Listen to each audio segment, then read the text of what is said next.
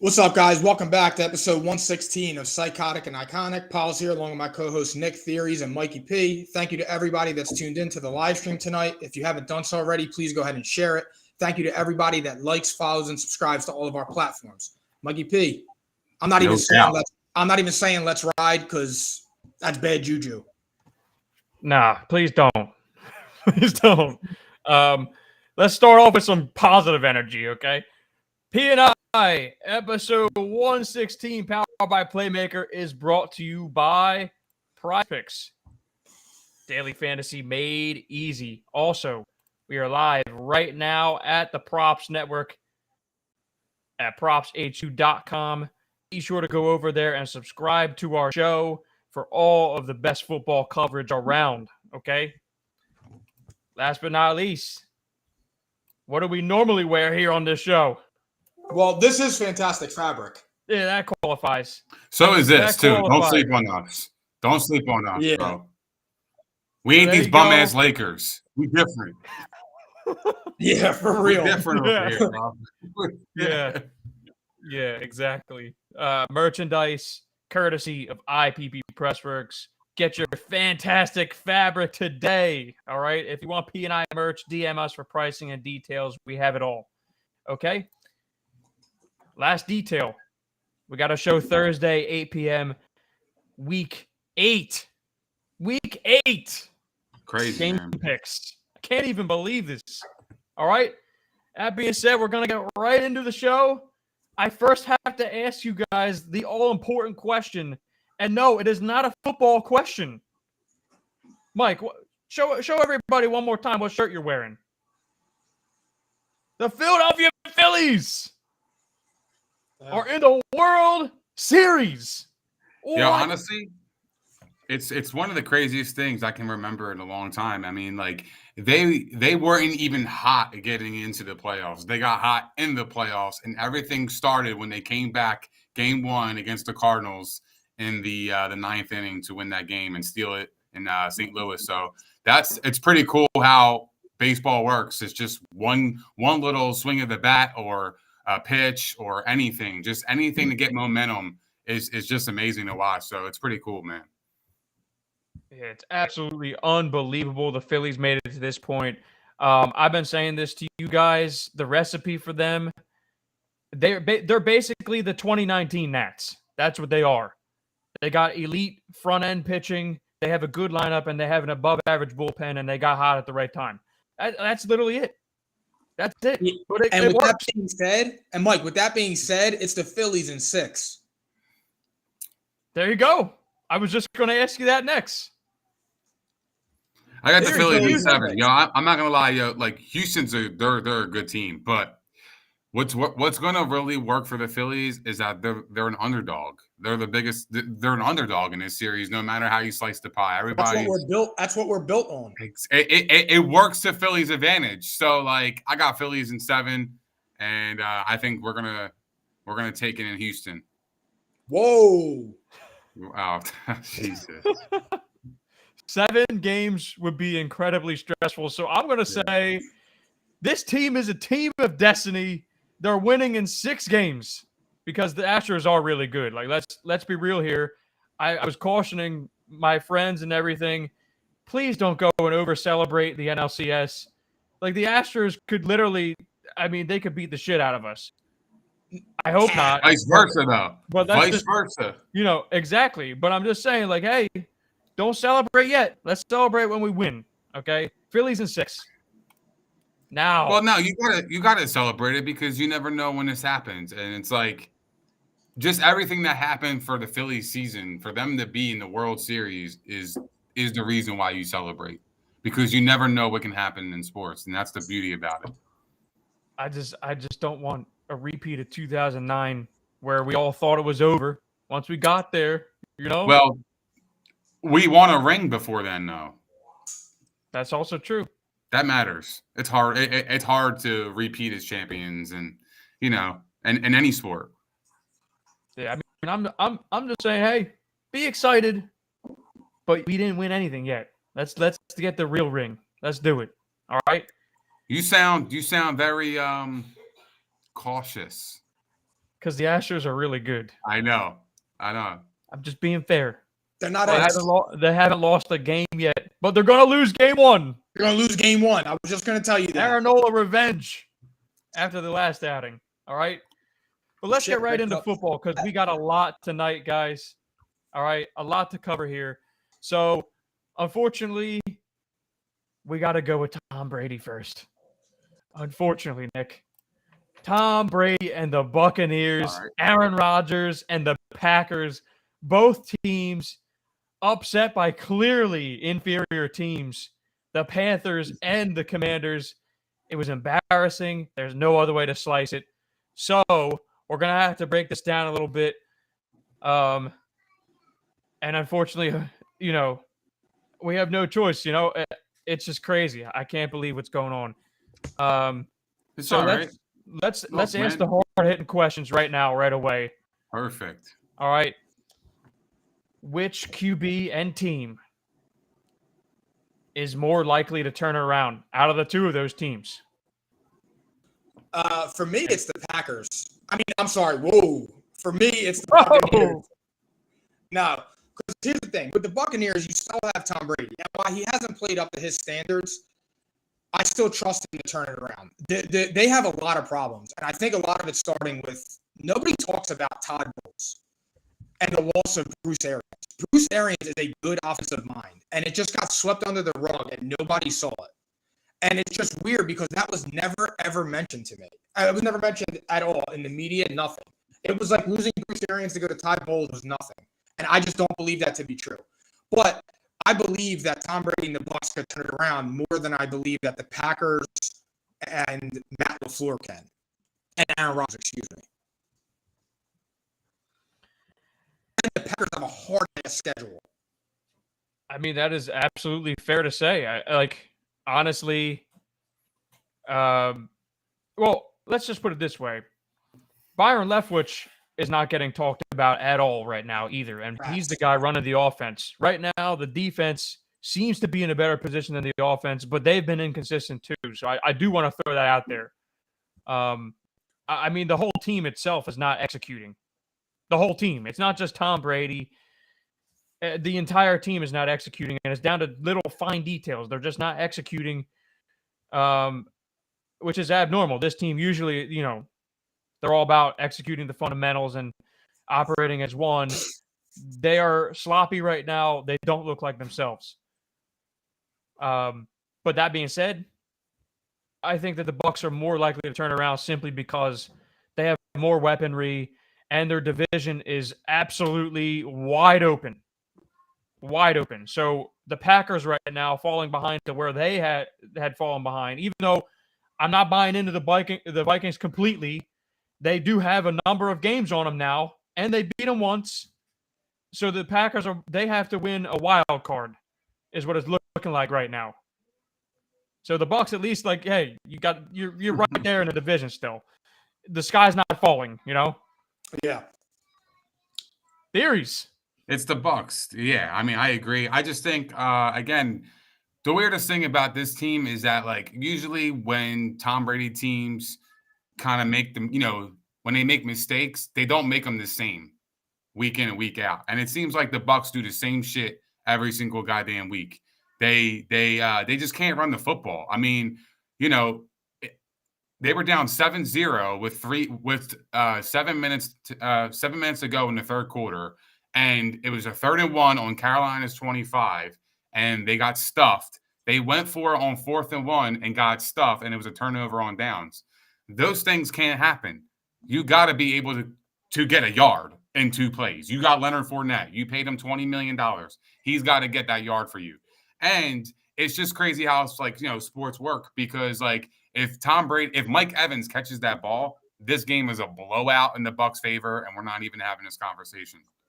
That's how I feel about this game. I feel because when you give a team who's not supposed to win any type of little bit of hope or anything, they're going to be hungry to get that win. Anytime you could beat Tom Brady and he's not playing his best, you're going to try every single thing in your power to get a win. You're just extra hungry. It's this extra motivation for you just to get it done. So I definitely feel like that also kind of played a factor. Low key, this is why they call me theories, baby. I got to bring up this shit that nobody talks about. This is fucking P&I, dog. You know what I mean? But also, what I'm saying is, yeah, like Tom Brady's not playing his best, but like the team in general is just not clicking. They don't have that guy who can go for 60 yards besides a Mike Evans, but like he's very limited to what he could do too. He's not that kind of he's not the kind of receiver now. I feel like they're just missing that burner, the guy that could just take a slant route and go to the house. Chris Godwin looks like he's kind of lethargic at times, not really too much burst. And that's the same way I feel about Fournette. So I like to see the Bucs kind of switch it up here and go get the kid Rashad White some more touches because I think he's pretty good. I think he can make some plays. And One you know thing what, I Nick? want to mention though, because we did talk about this. This is why everybody doesn't put Mike Evans in that conversation. And it's the weirdest thing in the world, but he's just unimpactful. It's a weird dynamic. It is what it is. It's a weird thing. Whoa. We gotta stop the disrespect over there, bro. No, we don't. What you mean he's not impactful, bro? What does that Has he been impactful this year? You're talking about nobody talks about Mike Evans as that guy, right? Yeah. And then you're saying he's not impactful. You're telling me he was never impactful in this. No, I never said never. You said that. All I said was right now he is not impactful, and he's not doing anything to help them. Look, he dropped a ball. That should never happen, especially on Mike Evans' caliber. I agree with you, but he's still that guy, bro. like I don't know what you're watching, but he's still that guy, bro. I'm watching a team that you're telling me needs a wide receiver. That's what I'm watching. So either no. What I'm saying is they're missing that guy that can get a slant route and go 60 yards. They don't have that burner on the outside. Mike Evans, if you throw it to him, his catch radius is massive. So he's always in it to get those 50-50 balls become 65-35 in his advantage. So that's the difference between Mike Evans and a bum receiver. No, I'm not saying he's a bum. I'm just simply saying outside of the Chiefs game, they scored 6 points a game. So he's not impactful. I disagree, but whatever. So, Nick, are you suggesting that the Bucs should go out there and trade for a wide receiver this week? Because the deadline is this week, and we are going to get there, by the way. We're going to single out some specific players that are getting mentioned on the block. But I do want to ask you that question. Do you think the Bucs are going to be active in the wide receiver market? I'm going to say no because I feel like they're pigeonholed to Julio Jones for whatever reason. The dude's always inactive. I don't understand it. He's been the worst free agent signing the last couple of years. He has no impact on the game. He played the first week, and then all of a sudden he's on the injury report. He didn't even get hurt during the game. He's just the next week he's just inactive. I don't understand it. He's very brittle. So I don't know. I'm going to lean towards no. I think they have other areas of need outside of the wide receiver, a la their offensive line, because their offensive line is absolutely garbage. So they're going to need to find somebody on the open market. And I would say cornerbacks too, anybody who's available, because Murphy Bunting's been out and Carlton Davis. So, teams are looking to throw the football. So obviously they're going to need some cornerbacks. But I'm going to say no, but I'll tell you a good fit would be Brandon Cooks, him linking back with Tom Brady. I think that would be a home run for the Bucs. I think it would open up a lot of things on their offense, but the price tag might be too steep. I actually like that fit too. But I see a comment right here I'm going to single out from Scar saying, it feels like Tom Brady wants to blame everyone but himself because he can't handle the defeat. Now, I disagree with that. I mean, he handled losing the Super Bowl after going undefeated just fine. It's an interesting dynamic, though. That's handling defeat. I mean, to an extent, you can see why he's saying that, because it's interesting that Tom Brady is showing a little bit of I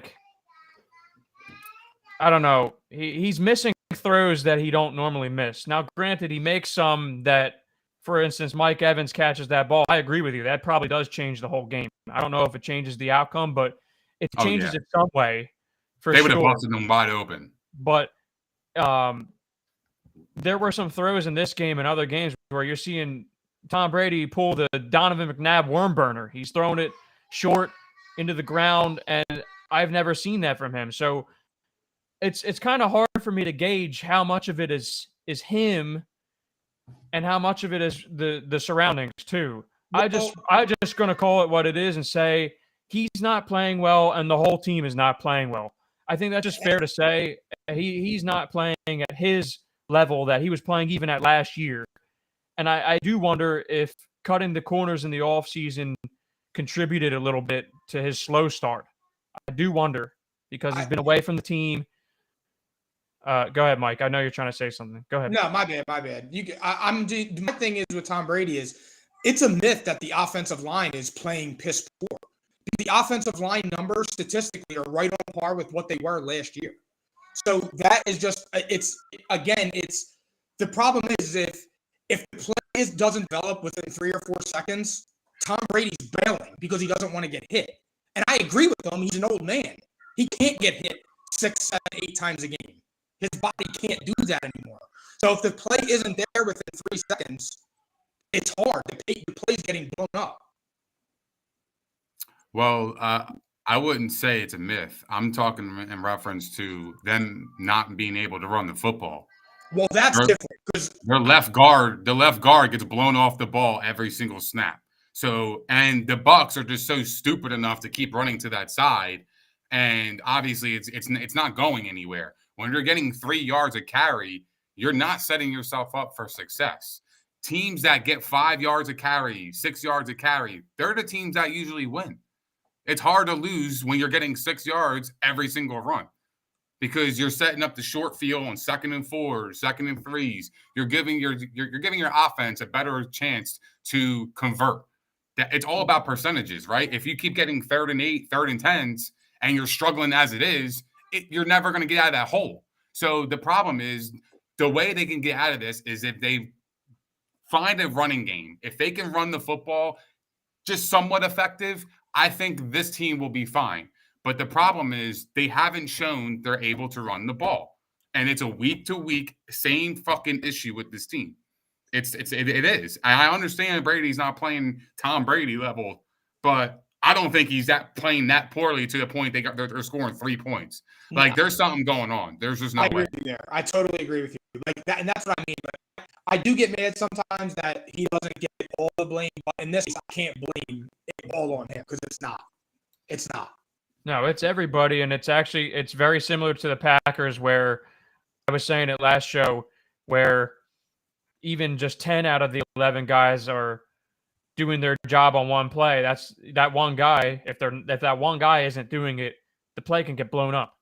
It's just a matter of like, hey, does it come down to that one guy? It does often in the NFL. All 11 guys need to do their job. And it remains to be seen if he can turn it around. At this point, we thought, all right, it's a get-right game in Carolina. It's a get-right game versus Pittsburgh. And he's not showing up either. So it's a weird dynamic here. But this does also speak to the fact that they're just too pass happy. I've been saying it all season long is that they can't take any of the pressure off of Tom Brady because they refuse to run the ball and they can't run the ball like we were just saying. They can't run it. They don't want to run it. So what's changing? And then, if that's the case, yeah, you're going to be throwing the football 50 times a game. You're going to be asking your offensive line to be backpedaling the entire game. They need to get out and hit guys. They do. It's a momentum builder, and they can't even do that because they're literally shuffling backwards the entire game. It's exhausting, and that's how you get beat too, right there. That's how you expose your offensive line. You're asking them to do that the entire game, and then your defenses get scored on. So, and short drives for the offense is putting pressure on the defense too, not being able to rest. Mm-hmm. So we're seeing not just from the Bucs, but the Packers too, just abnormal inefficiency on key downs, third downs. They're not as successful as they normally are, and they're putting pressure on their own defenses. And both of these defenses are supposed to be elite. The Packers especially, and they're not where they need to be either. They're not where they need to be. And the Packers right now, like at least the difference between the Bucs and the Packers, they have a couple of guys that can separate. The Packers are actually, we're seeing it now. Mike's been saying it. The Packers, I don't see any faith in the play calling to scheme these guys open either. But they have to do something different there. So I expect, at least out of the two teams, I expect the Packers are going to be super aggressive getting a wide receiver just to add in the dynamic of, hey, we have to account for this guy, and we don't have to necessarily worry about scheming guys open so much. This guy might get open. And it didn't work out so far with Sammy Watkins. He's hurt. So, like, they were hoping he could be a field stretcher, and it just didn't work out. So they're going to be aggressive this week. I guarantee you that. But Julio Jones and Sammy Watkins should not have jobs next year. They're just stealing money at this point. I'm serious. Can you sign him for 4 games? Well, Julio only lasted 1. Yeah, exactly. I got a question though for you guys, and this is the all important question. I know it's going into week 8, but will either of these teams miss the playoffs this year? Because it's becoming a possibility at this point. It's crazy we even have to say it, but it is possible given the way they're playing, and we're almost at the midpoint of the season. So we have to acknowledge it. We have to ask the question. I don't think the Bucs will. I think that division's wide open. I still do believe they're the best team in the division. They have the best quarterback. The Packers is tough because here's the thing, and to me, they have no chance at winning the division anymore. Their schedule they fell behind too early. And the schedule is so hard to make up that ground. So they're fighting for a wild card, but now, like, is Seattle good? Are the 49ers? We'll get there in a minute. Yeah, are the 49ers going to be okay? I think are the Rams going to turn it around? The Eagles, the Giants are good. Nobody expected that. Are the Cowboys good? So there's a lot of factors right now that are working against them to say that they're going to be a wild card, which is, I mean, I didn't even predict that. I had them as a 7th seed, but no, I didn't either. I don't think anybody did, and that goes with both of these teams. Really, I don't think anybody saw this coming. That's why we're having this, sort of sound the alarm kind of conversation here. Sound the fucking, theories. What do you think? I would say the Packers, just for all the points that you guys mentioned. And you don't have to say either of them. You could say neither. That is an option. I think the Bucs could be in danger though. I mean, look, dude, if you can't get it together on offense and you're scoring 3 points or 6 points, time's ticking, dude. Like it ain't. Oh yeah, we gotta execute. We gotta execute. Well, no fucking shit, dude. Like when you're not scoring 10 or more points, of course you gotta execute. It's like you keep saying the same thing every single week, and it's the same result. So what has got to change? I'll tell you something, though. Their whole scheme's got to change. Russell Gage, he's been kind of gimpy all year, and he's been a big disappointment. They spent 1 year with they gave him a $10 million contract. That's not he's not putting up that production for a $10 million contract. Like he's been a big disappointment. So they're leaning on Chris Godwin, who just came back from injury, pretty much back-to-back injuries on seasons, and it's just you could tell he's just not the same route runner and ability. Like he don't have that breakaway speed. So it's really just him and Evans, but they're just not clicking, man. I don't even like how to describe it. I've never seen this before in a Tom Brady offense. Usually they kind of figure it out and they don't make the same mistakes, but it just doesn't seem like anything is working. I mean, if you can't run the football, you can't do anything. Nick and Mike, you want to know one thing that both the Packers, well, not so much the Packers, but for me, my opinion on the Buccaneers. The 49ers last year were 3-5 and ended up in the NFC Championship game. And, I'm not done with the Bucs yet. I refuse to believe that they can't turn this around. I refuse. I can't believe that yet. I mean, I'll put it to you this way. I think they both get in still as of today because despite all these troubles, I mean, the 7th seed is currently the Rams at 3-3. The Packers are a half game out because they played one more game. And the Bucs are 3-4, just like the Packers, and they hold the division lead. They're currently your 4 seed, despite all of this. So it can't get any worse. It can only get better, I assume. Because this is rock bottom, I would say, for both of these teams. I think they'll both get in still, but in particular, the Packers 3 games back of the division. The division's looking much less likely, even though I think there's going to be some negative regression for the Vikings at some point. That could even be this week. But they do have, a 3-game lead. I'm surprised you said that. Well, I'll give you a reason, but I'll wait. No, I know because I'm actually there. I know this is way off topic, but I'm actually with you. But go ahead. Yeah, I'll save that for Thursday because awesome. Yeah, I think I have a couple of glaring stats that I want to save, and also we would be remiss to not mention what the Cardinals did on Thursday. But I'm saving it. I'm gonna save it because it's not relevant for this discussion. So I do think they both get in. But I do have to ask you guys this, and I have an expectation of what the answer will be, but I have to ask it anyway. If both of these quarterbacks continue to play this poorly, that being Tom Brady and Aaron Rodgers, if they continue to play this poorly or miss the playoffs or both, should they retire at the end of this season? Big if. I have to ask the question. Tom Brady. It depends. If he finishes out the season 8-9 or something like that, then yeah, it's not worth it, bro. It's just go out. Don't let it get worse. And for Aaron Rodgers, I think no matter what, he's retiring because there's nobody that's going to walk through that door that's going to change what's going on in that organization. You think he's retiring no matter what this year? I do. I thought he was going to retire. Look, I was on record last year. I thought he was going to retire when he lost in the playoff game. And then now you want to follow it up with you lost your best receiver and you're sitting here screaming, what the fuck, every 35 seconds to a different player. Oh, man. You did say that. It's a fair chance that it happens for both of them. I'm not going to just push it aside. I think it's very fair because these struggles are hard to ignore and nobody wants to go off into the sunset when they're looking their worst. Like, these guys have pride, I don't know. Like I said, I think they can turn this around. So I don't want to say that I think they'll retire, but there's a chance. I'm not going to just push it aside. Tom Brady's got a giant broadcasting deal waiting for him.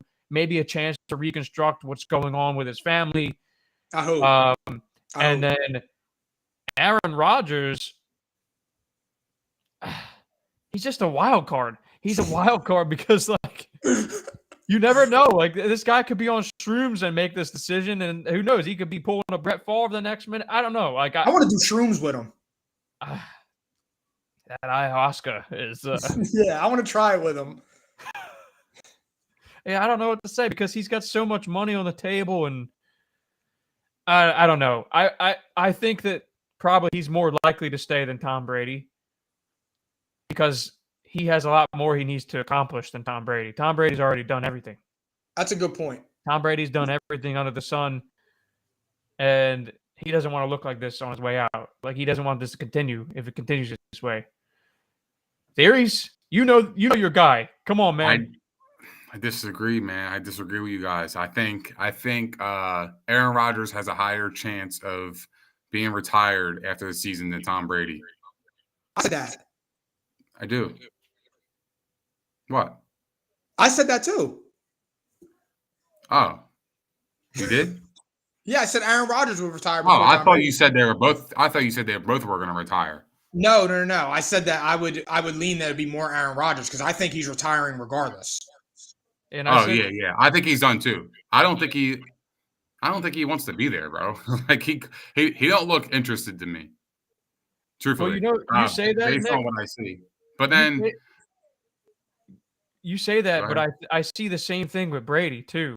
I think Brady looks a little checked out too. No, I'm right with you, man. When I watch Tom Brady, he has that look in his eyes in pregame where it's like, yo, he's about to tear your ass up. Like he's going to give you a 350-yard piece with fucking 5 nuggets and a dub, bro. Like, and he's Lemon going to pepper? put up 40. Like he always had that look before pregame, but like now it's just like, it's like he's going through the motions. It's like something is really bothering him, bro. I don't think his play diminished. I don't. I will stand my own ground on that. And you can go you can sit over there and make your your fucking faces. But where's Baker Mayfield at? Hey, that's perfectly. He's injured. I'm just saying, bro. I'm just saying, dog. When you come for a legend, bro, you got to be ready for war. I don't consider Aaron Rodgers a legend, so that's where we did. No, that's I'm where saying Tom Brady. I was talking about Brady. Baker Mayfield's got a lot of time these days. He could be watching. What I was saying, and this poor guy is catching strays. To clear my comments up, what I was saying is I think Tom Brady, I don't think his play's diminished. I don't think his arm diminished. If you watch that play where he threw it right in the bucket to Mike Evans, how do you say he's washed? There are some throws in tight windows to Cade fucking Otten that is like, damn, bro, this guy's 45. Like, I don't see a drop-off. I just see the drop-off in the team. Like, it's just like, it's almost like a facade, dude. Like, it's weird. Like, if they click on all cylinders, Brady's going to throw 350 a game, bro.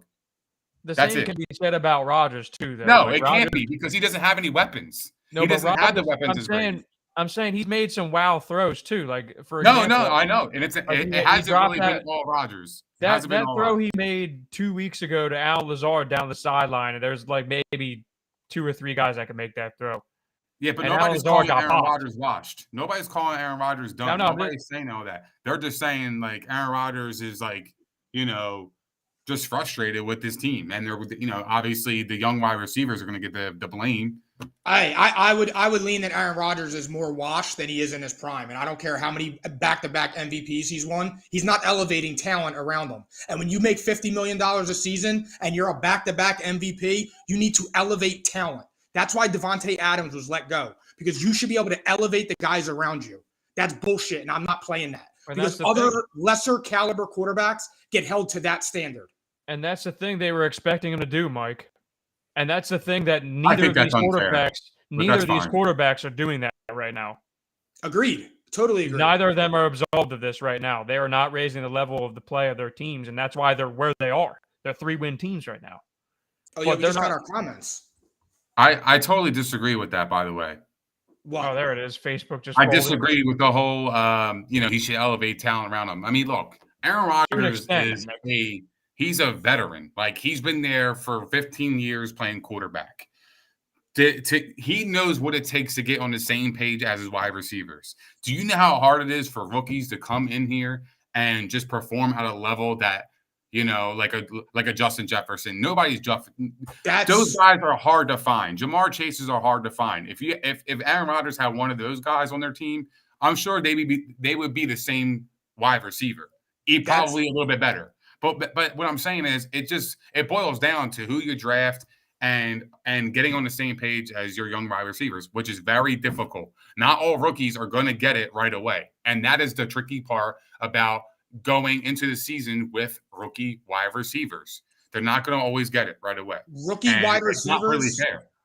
Rookie wide receivers and poor leadership don't mix, because you know what happens? We're making mental mistakes. Oh, we got to simplify the game. You got to be better. Looking at the coach, making faces. Well, yeah, and we already know that Aaron Rodgers doesn't like rookies. That's just on record. But I'm going to move forward, guys, because we have to talk about the first place Seattle Seahawks. Let me repeat myself.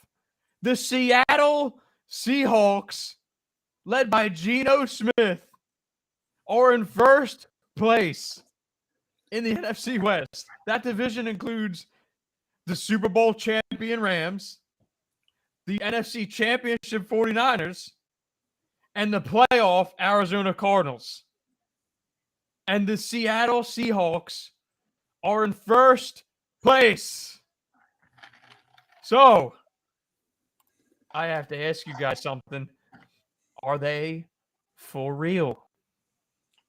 I can't do this, bro. Well, Like, I have no to answer on this. I gotta ask the question because we're almost at midseason. They're in first place. Okay. I don't think they're for real. However, I do think that they were an underrated team coming into the season. And I believe it just because everybody still thought. Now, I don't know about Russ, but I'm just going based off of these 6 games. Everybody thought that when they lost Russ, they were losing 2014, 15, 16 Russ. And that didn't look to be the case.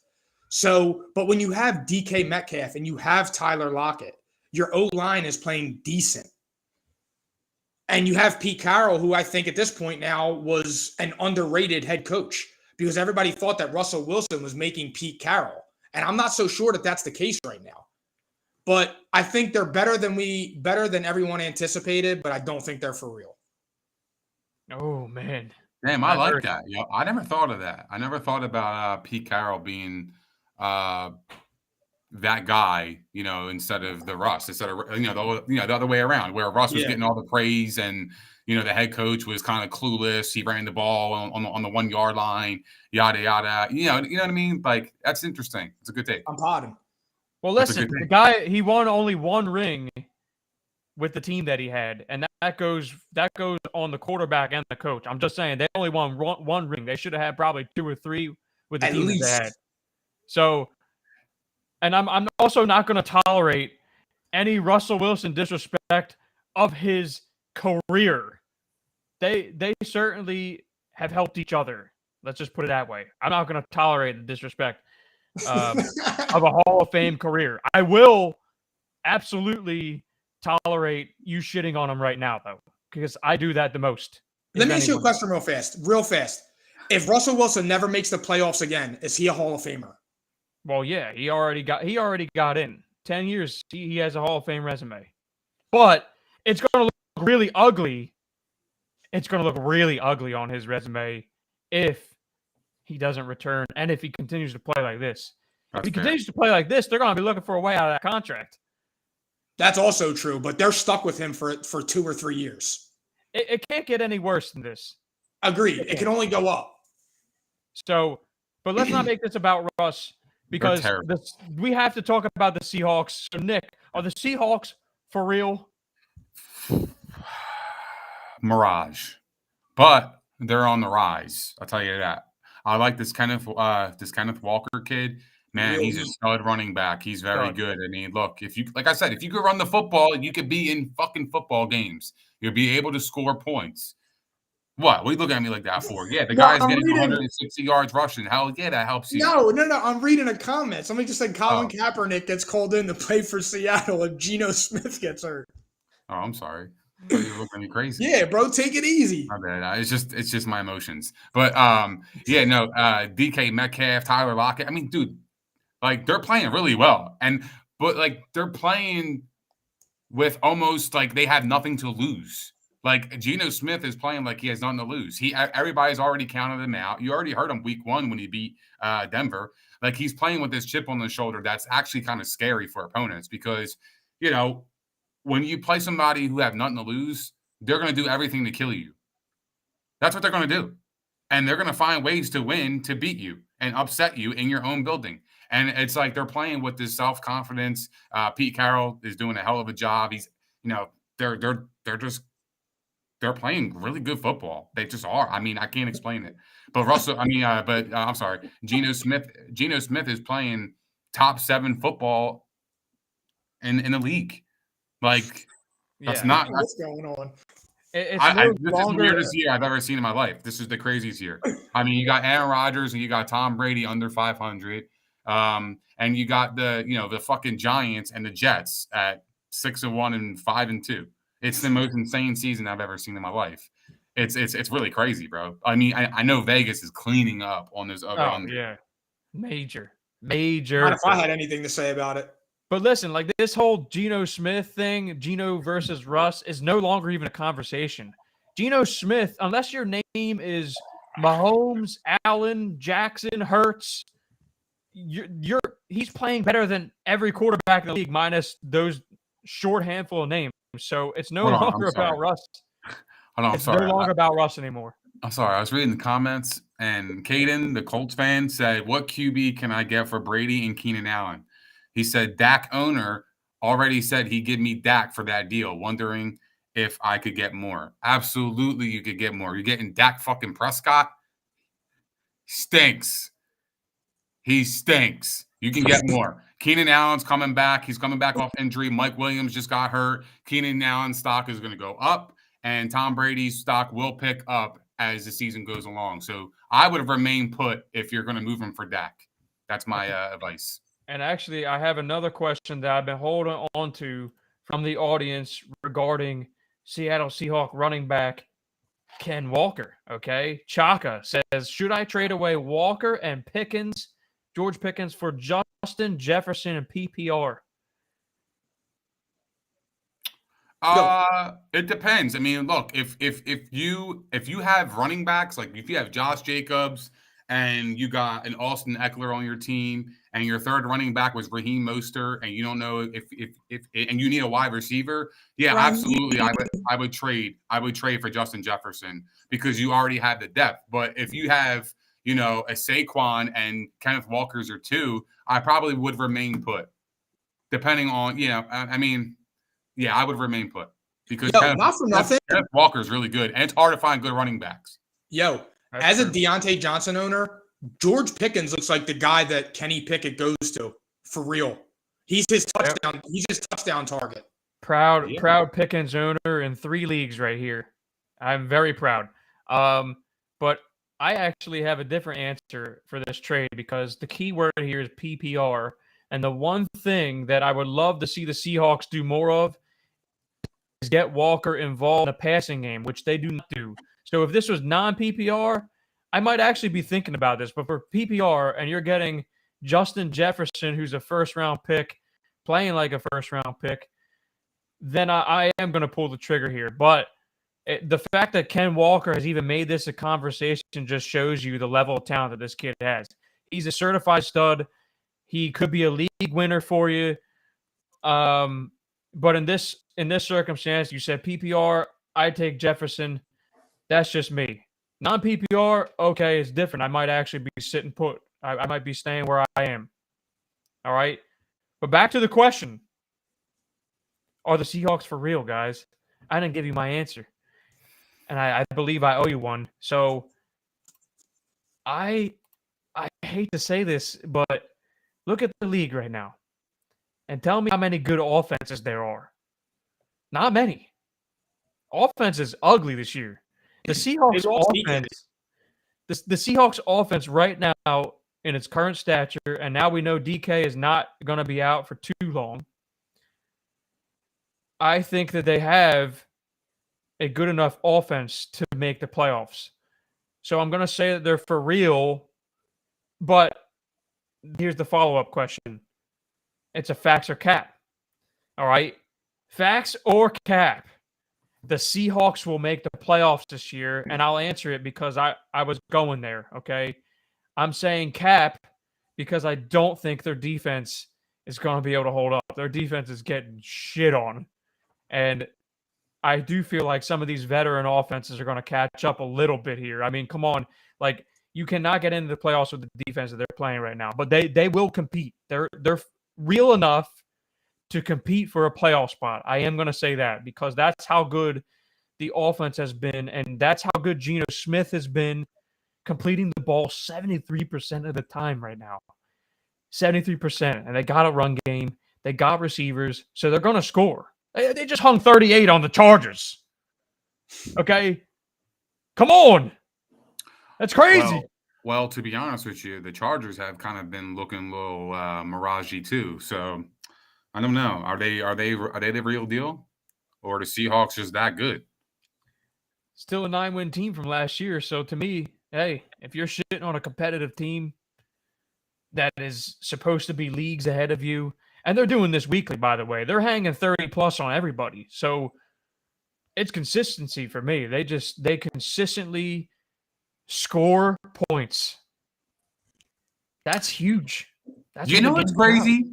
You know what's crazy? And this is like really like way off topic. I mean, we were just talking about the Chargers. Go ahead. But It's just like I could kind of see the frustrations that maybe Mahomes might have, towards the media whenever he loses.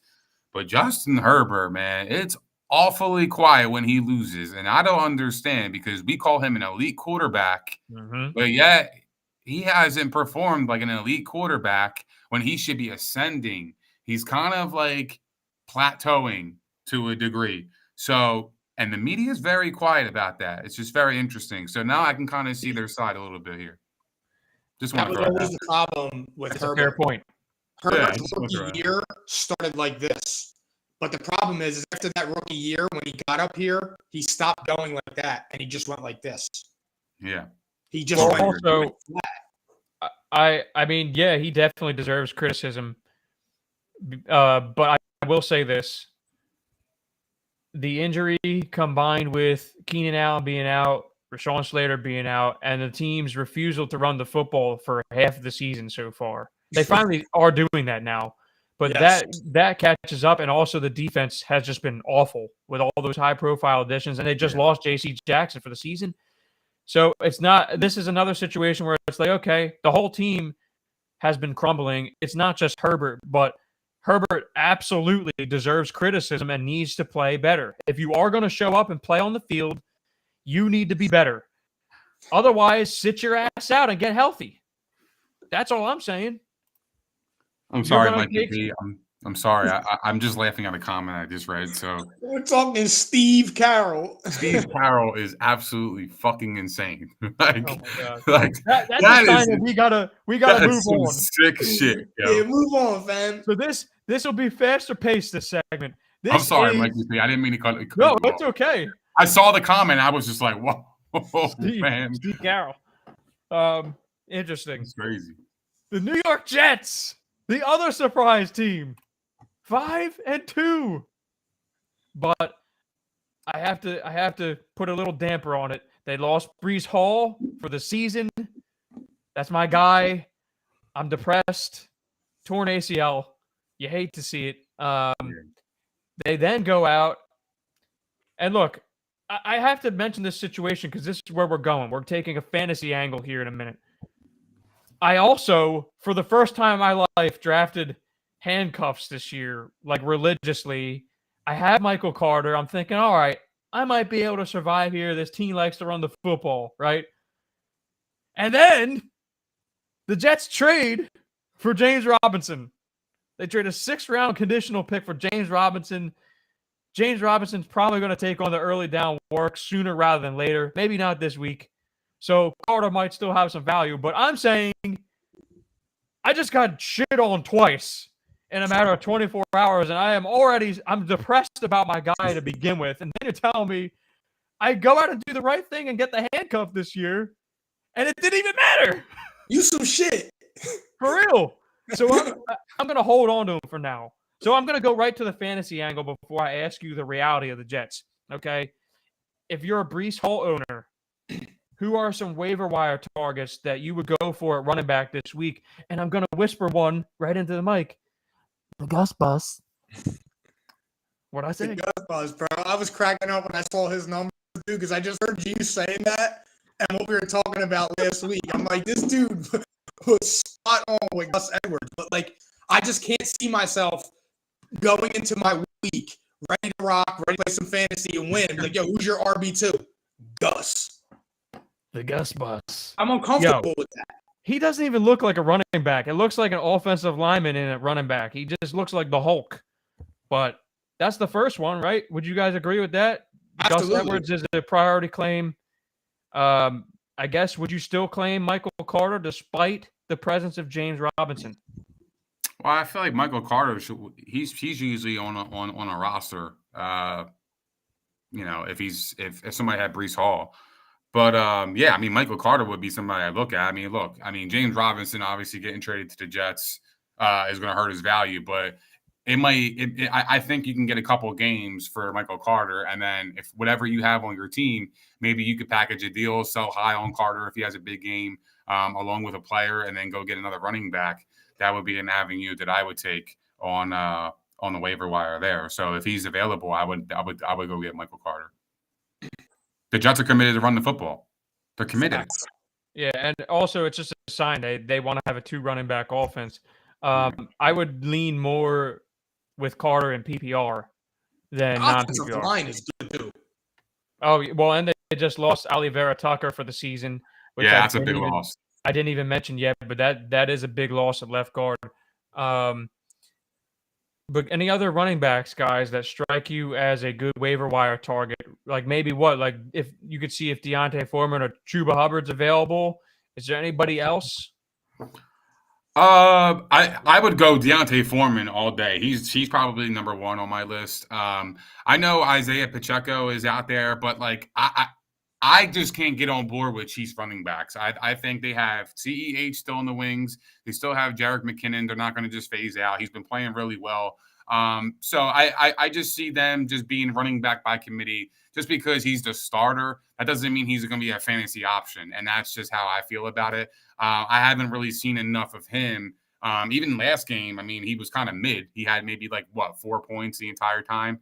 So the entire game. So like for me, I'm fading Pacheco all day.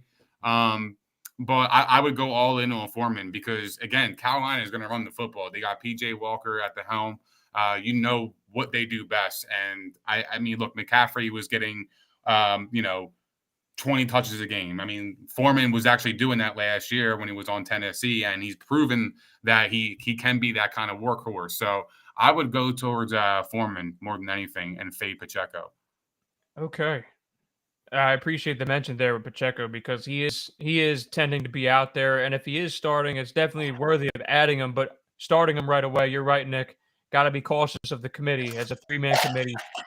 And unless they give him more work, that's a tough sell. James Robinson, now that he is on the Jets and he's freed from the Jags because he's been losing work. And, we'll get to the Jags aspect of this in a second. But for the New York Jets, James Robinson, what is his rest of season value? If you had to just give me a ballpark idea here, you don't have to be too in-depth. What are your expectations for him? RB1, RB2? What are we looking at here? I think he would be a solid RB2. I think he would. Low-end RB2, high-end RB3. I got a flex option. I think he could be a top 25 fantasy back moving forward. I can't put him in the top 20 right now. I think there's a lot of good backs in the league, ironically. Running Even back with the way they run the ball? Yeah, they're going to run the ball, but they just drafted Michael Carter too, so they're obviously going to see what they have in him.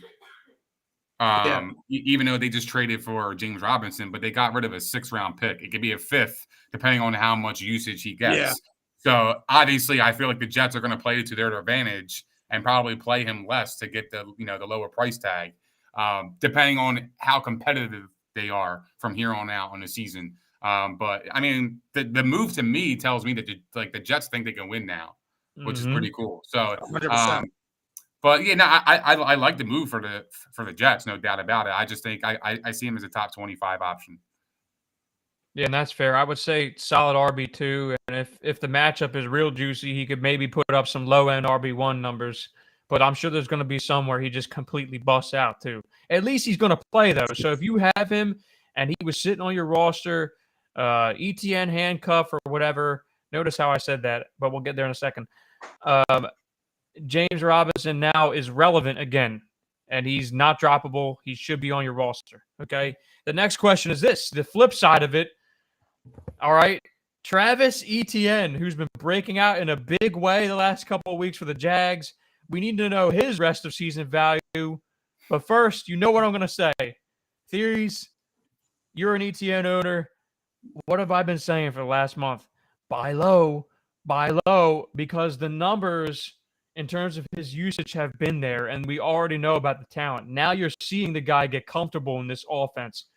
I am telling you this, and you guys can say whatever you want in response. I think he's a certified RB1 from here on out. There will be some weeks where he's more of an RB2, but PPR, because of his pass catching ability and owning the whole backfield, he is now a running back 1 with league-winning potential.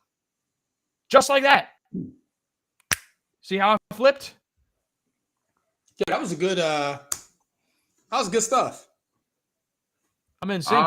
Yeah, no, I agree. I think he's a top 10 back moving forward. He's gonna get the ball. The only knock on him was James Robinson was taking up 50% of his carries. So now that he's gone, I mean, their backup is JaMychal Hasty. If he comes in here and he takes 50% of his carries, I'm gonna be calling out motherfuckers too. I'm gonna be calling out Mr. Dougie P on that too. Because that is fucking stupid. You have a good ass running back, and yet you're gonna split carries with your backup. It doesn't even make any sense. Yeah, it's just clueless. It's clueless coaching. It doesn't make any sense, and that's where I'm at with it. But yeah, no, ATN's a top 10 back from here on out. I totally agree. He's been awesome, dude. Like, he could rip off like 50-yard runs. His speed is what separates him from a lot of young running backs in the league today. He just flies. Like he's quick. He makes decisions quick. He hits the hole hard. Yeah, I know. I did it on purpose because I know I say it almost every single show, and you guys say, "Whoa, whoa, whoa!" Yeah, I'm potting now. You know what I mean? This is our shit. Anyway, no, I mean, he's top 10 moving forward. And the schedule favors him. All right. So there's one more question before we move on. The New York Jets.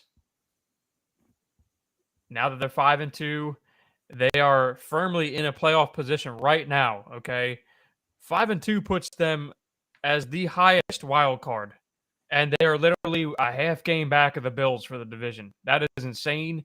So I have to ask you this: facts or cap? The Jets will make the playoffs this year. The Jets are getting ready to crash, bro. They're getting ready to crash landing for the Jets. You lose Breece Hall. You lost your offensive lineman. That's major, bro. Like that's big pieces that help you win the football game. Like I just talked about it earlier on this podcast. In order to be successful and score points, you got to be able to run the football effectively. So now that you lost those two pieces, it's going to be even harder for you. And now you got to count on Zach Wilson a little bit more. I'm not too comfortable with that. The Jets are getting ready to crash, and it's going to start this week. I'm echoing much of the same. I think they're on their way out. It was great to start the season, but you're not going to win many games with your quarterback throwing for 100 yards. It's not going to work. The defense is for real, though. Sauce Gardner can play. Their defense will keep them in games. But, I mean, look, if there's no drop-off from Breece Hall to James Robinson, maybe they could keep it up and make it interesting. But the Dolphins with Tua now, I mean, Tua looked like he was fine again. And we need to, like I said, we need to put spec on his name. But the Dolphins are good. I mean, the Patriots, I don't really know what we make of them. That's a different day. It's a different story for a different day. You got the battle of the middies. But I'm just not. Yeah, I'm just not there with the Jets. I can't buy in because Zach Wilson's not doing anything. I mean, he's just not. You can't. He legitimately looks like Cooper Rush. You know who's better than him? Mac Jones. Mac Jones. He's better. He went to the playoffs. We talk of whoa. Right now, yeah. And we talk about people going to the playoffs, right? Mm-hmm. And that determines, okay, what kind of quarterback are they? And he took them to the playoffs. He took the Patriots to the playoffs with no fucking weapons. That's impressive, bro. Yeah, right now I would say he's better too. I'm gonna say, Mike, did you wanna reply to Nick there? Or? I mean, as it currently stands, he is. But I think if you put Mac Jones on the Jets, he looks just like Zach Wilson. And I think if you put Zach Wilson on the Patriots, he looks just as good, if not a little bit better, because I think he has a little bit more overall talent. Yeah, I think higher ceiling for Zach Wilson, but higher floor for Mac. For the flash, bro. Stop falling for the flash, bro. Whoa. Seriously, stop falling for stupid shit like that. You're falling for booty. I'm not falling for booty, bro. I'm falling for a quarterback that wins, bro. He went to the playoffs last year and made the Pro Bowl. Well, here, can we hold it? And we don't even talk about Mac Jones. And we come up here and we trash Mac Jones like he's a pile of shit, all because he got hurt and his backup played super well. And then now everybody wants him out of town after 2 fucking games of Bailey Zappe. And then this dude comes in, he throws two touchdowns, and Mac Jones throws a pick, right, last night, then gets benched after 3 series, right? Which is, one, unfair to him, even though he knew that he wasn't playing, blah, blah, blah, whatever. Why the fuck would you want to play 2 quarterbacks in a game? That's dumb as hell. That's number 1. But 2, you're already Bailey going Zappe, there, baby. Sure. Bailey Zappe comes in, throws 2 touchdowns, or he leads the Patriots to 2 touchdowns. He looks fucking great. The rest of the game, the Bears blew his sorry ass off the fucking field. Didn't even score another point. He got blown out by the fucking Bears. That's pathetic. And then we were talking about Zappe hour. Bro, come on. What are we talking about here, dude? It's called recency bias. People forget what Mac Jones did last year. Like, it gets swept under the rug like he's a pile of shit. It's crazy to me, bro. You know who you sound like you're defending? You know who you sound like you're defending? Who? He played in Cleveland. Oh, my God. You really want to go to Baker, bro? No, I don't. But that's exactly who you sound like you're defending. Because he sounded the same argument after 2020, bro. Well, my thing is this. But my thing is this, though. He just got hurt. Like, it's like they turned on him in 2 weeks. So everything he did for you last year meant nothing to you and the entire fucking nation of New England. Like, those fans, they should feel like shit. Well, they look horrible. You're going to boo your quarterback? No. You're going to boo your quarterback who just took you to the playoffs last year with 0 expectations, made the Pro Bowl, and then you're going to boo him for fucking Bailey fucking Zappe? Can we stop with the Pro Bowl, bro? He was the 75th reserve. Come on, bro. No, that's still an accomplishment, bro. To be one of the top quarterbacks. He played good last year, man. Nick, he's not even a top 10 quarterback in the AFC. Maybe. I don't know. I have to go through the list. But I still think we want to, you know what? He's young, bro. We want to do that? He's young. He's a fucking baby. He just came out of college. He's a proven winner. He won the national championship too. He's a proven winner. Do we want to do that actually right now? I could go through the list right now. I actually think that'd be a lot of fun. I'm about it, bro. I'm passionate about this topic because it's stupid. Just quick, yes or no, is Mac Jones better? Okay. Yes. Go here. No, hold on. I didn't even go through it yet. Hold on. So, I mean, Theories is ready, baby. He's ready to battle. I'm having fun, man. All right. So Josh Allen. No. I'm going to count. Every time I put my finger up, they're better. Patrick Mahomes. No. Ryan Tannehill. Right now, no. Okay. Nick? Ryan Tannehill? I mean, look, yo, I'm always tighten up, bro. So I don't mind that. I don't mind it, bro. You can put him in there. Yeah. I go Tannehill too. Okay. Lamar Jackson? No. No. Zach Wilson? Yes. He is better than Zach Wilson. No, bro. Oh, he's better. Oh, my bad. He's better. Yeah. You are all right, bro. Yo, how about Sam Ehlinger? Well, hold on. Hold that thought. Oh, yeah, my bad. Hold it. All right. Tua. Is he better than Tua? I don't know, bro. Hold on. That's hard. I don't know, bro. I don't know. But push. Yeah, push. I'll say it's that. It's a push, bro.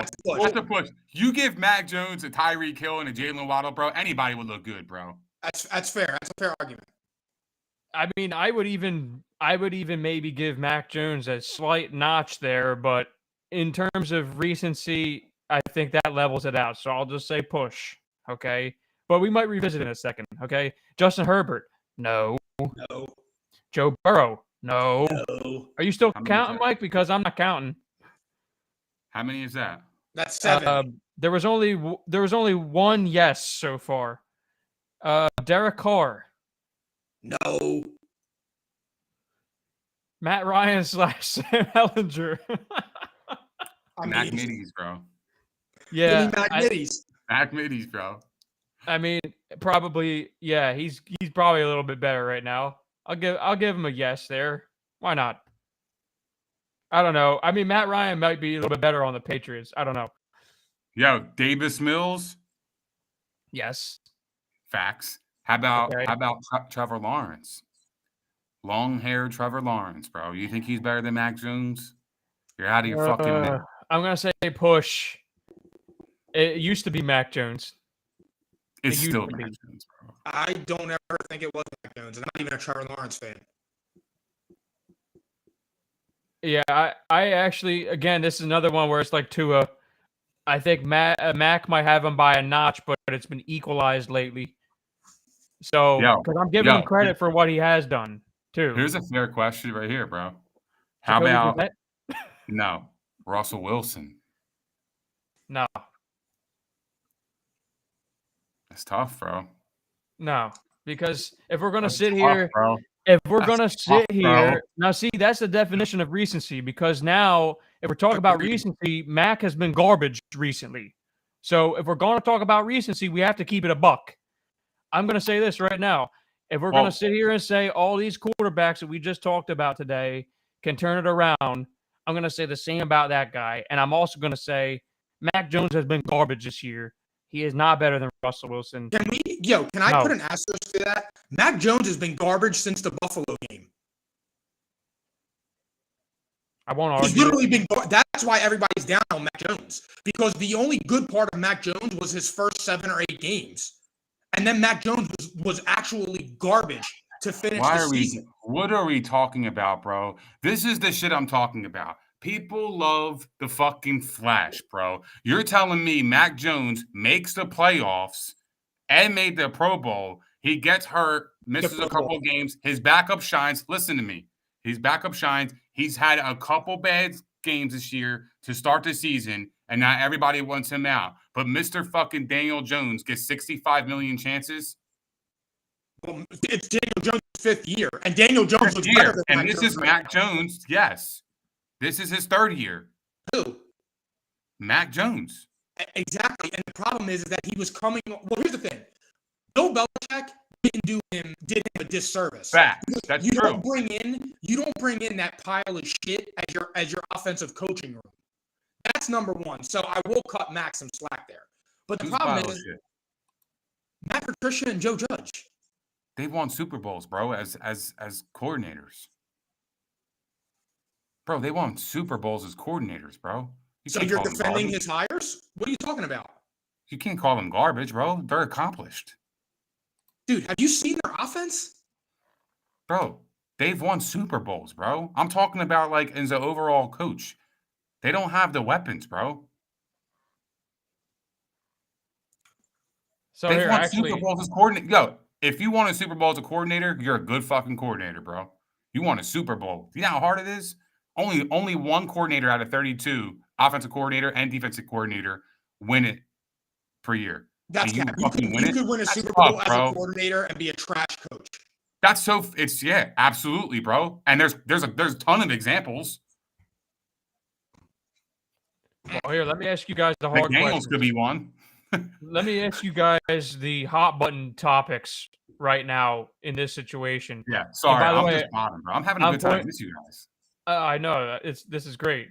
Godfar points out that Mac Jones and Bailey Zappe look alike, which actually I see that a little bit. That's funny as hell. It's kind of funny. But what was I gonna say? So the hard hitting question here is this, because Bill Belichick is on record saying he does not know who's starting this next game. Bill Belichick left this open. Okay, so who should be starting this week? And we don't have to get too crazy here. Just tell me who you think should be starting this week, and then I'll ask you the follow-up question. Who should start this week? I say Mac Jones. I say Bailey Zappe, because Mac Jones' confidence is shot. This guy. I'm saying Mac Jones. You spent a 1st-round pick on him, dude. Bro, it doesn't matter. I just explained why Mac Jones should be the guy. I just explained it, bro. He was drafted in the 1st round?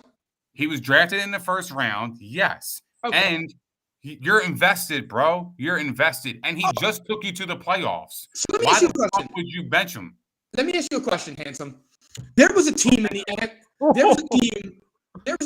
NFC East. they traded about 900 picks to move up and get this quarterback out of Baylor.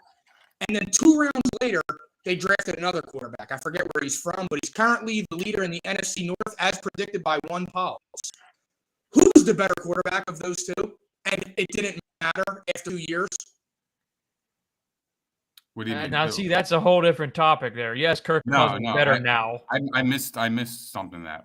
Well, I'm saying that when Washington gave up their years of draft picks to draft Robert Griffin, there were already sounds that Kirk Cousins was better than him. And Kirk Cousins took over his job. Now, granted, he got hurt. But there were already rumblings that the guy they took in the 3rd round was better than the guy that they traded the whole draft for. That was the fight between Daniel Snyder and Mike Shanahan. Mike Shanahan wanted Kirk Cousins, and Dan Snyder wanted RG3.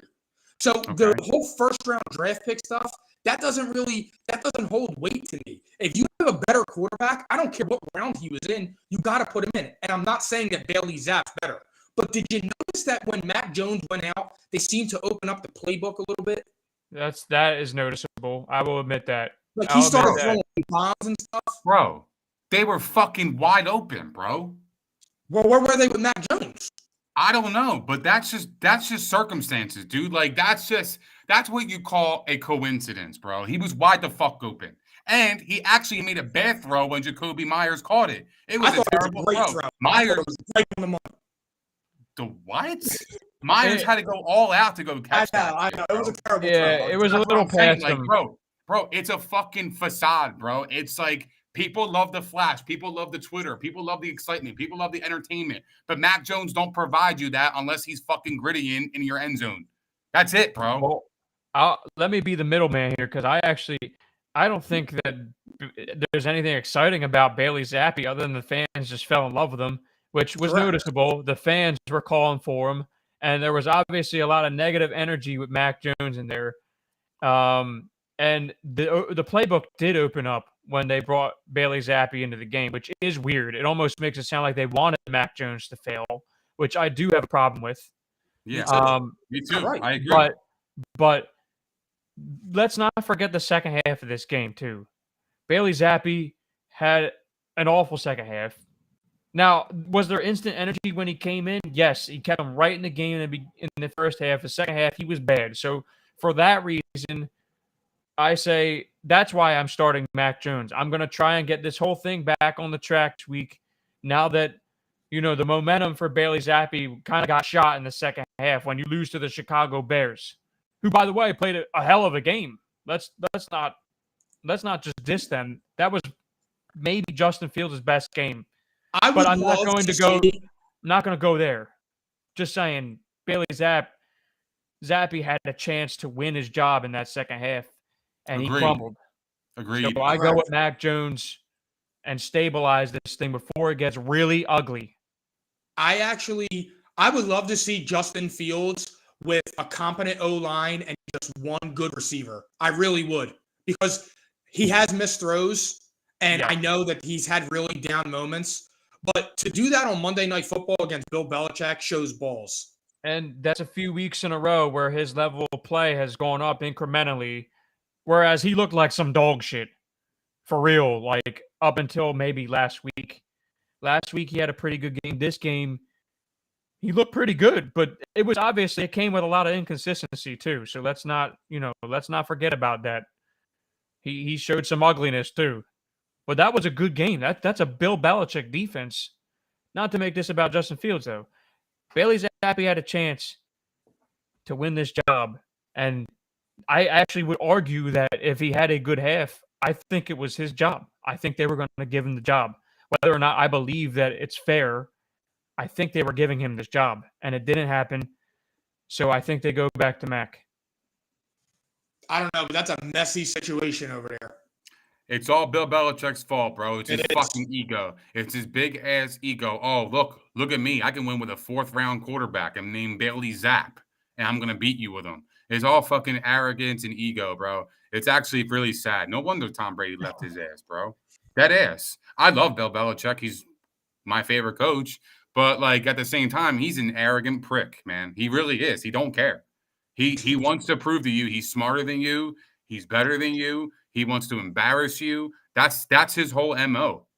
He Like got he wants to know. last night. He wants to tell you without even telling you, I know football better than all of you. I am the master. You guys are the students. That's his whole persona. And that's why he talks to the media the way he does. He doesn't want to give out information because he thinks he's a prophet. And you know what, Nick? What Bill Belichick did here was he was the one who created this controversy. He created a controversy, and now Bill Belichick's actions could arguably derail this team because he created that issue in his locker room that was non-existent. And the Patriots looked like they were on the upswing as of last week, and now not so much. I actually could see this whole thing falling apart just because he had to do this.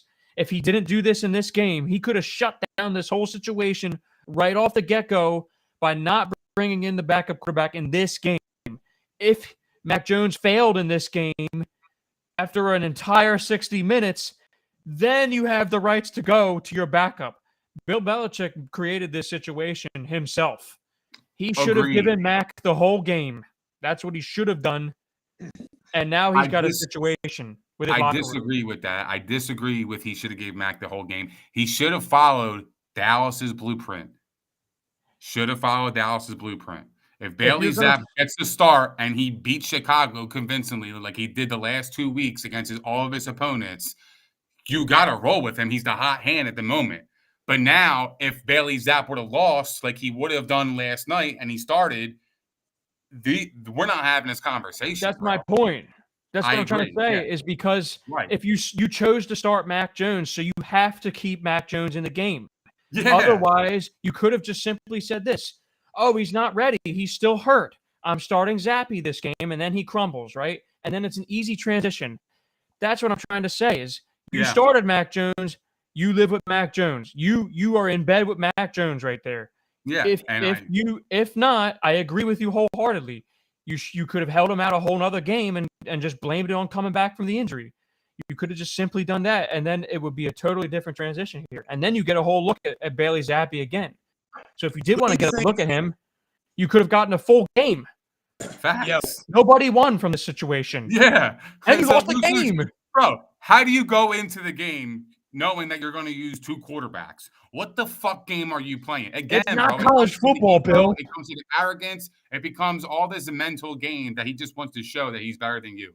It doesn't even make any sense. And apparently what even makes it even worse is the Patriots offensive players didn't even know that was the game plan for the quarterbacks. Exactly. How the fuck do they not know? How do you go into a Monday night game with an extra day to prepare and your offense is not playing ahead in the game? That is crazy to me, bro. But the media knew. That's again, that Bill Belichick might have just killed his team season.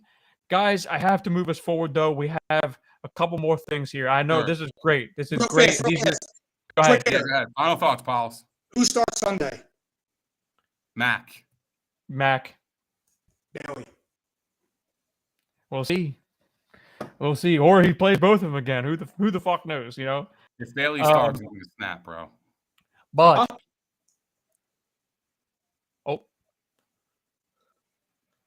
well, here, let me move us forward because I think someone cut out there. I'm going to just move us forward because, I mean, look, these are all the hot button topics, and we don't have enough time to cover this on Thursday with all the games going on. So, Matt Ryan and Pauls, finally you're getting your chance.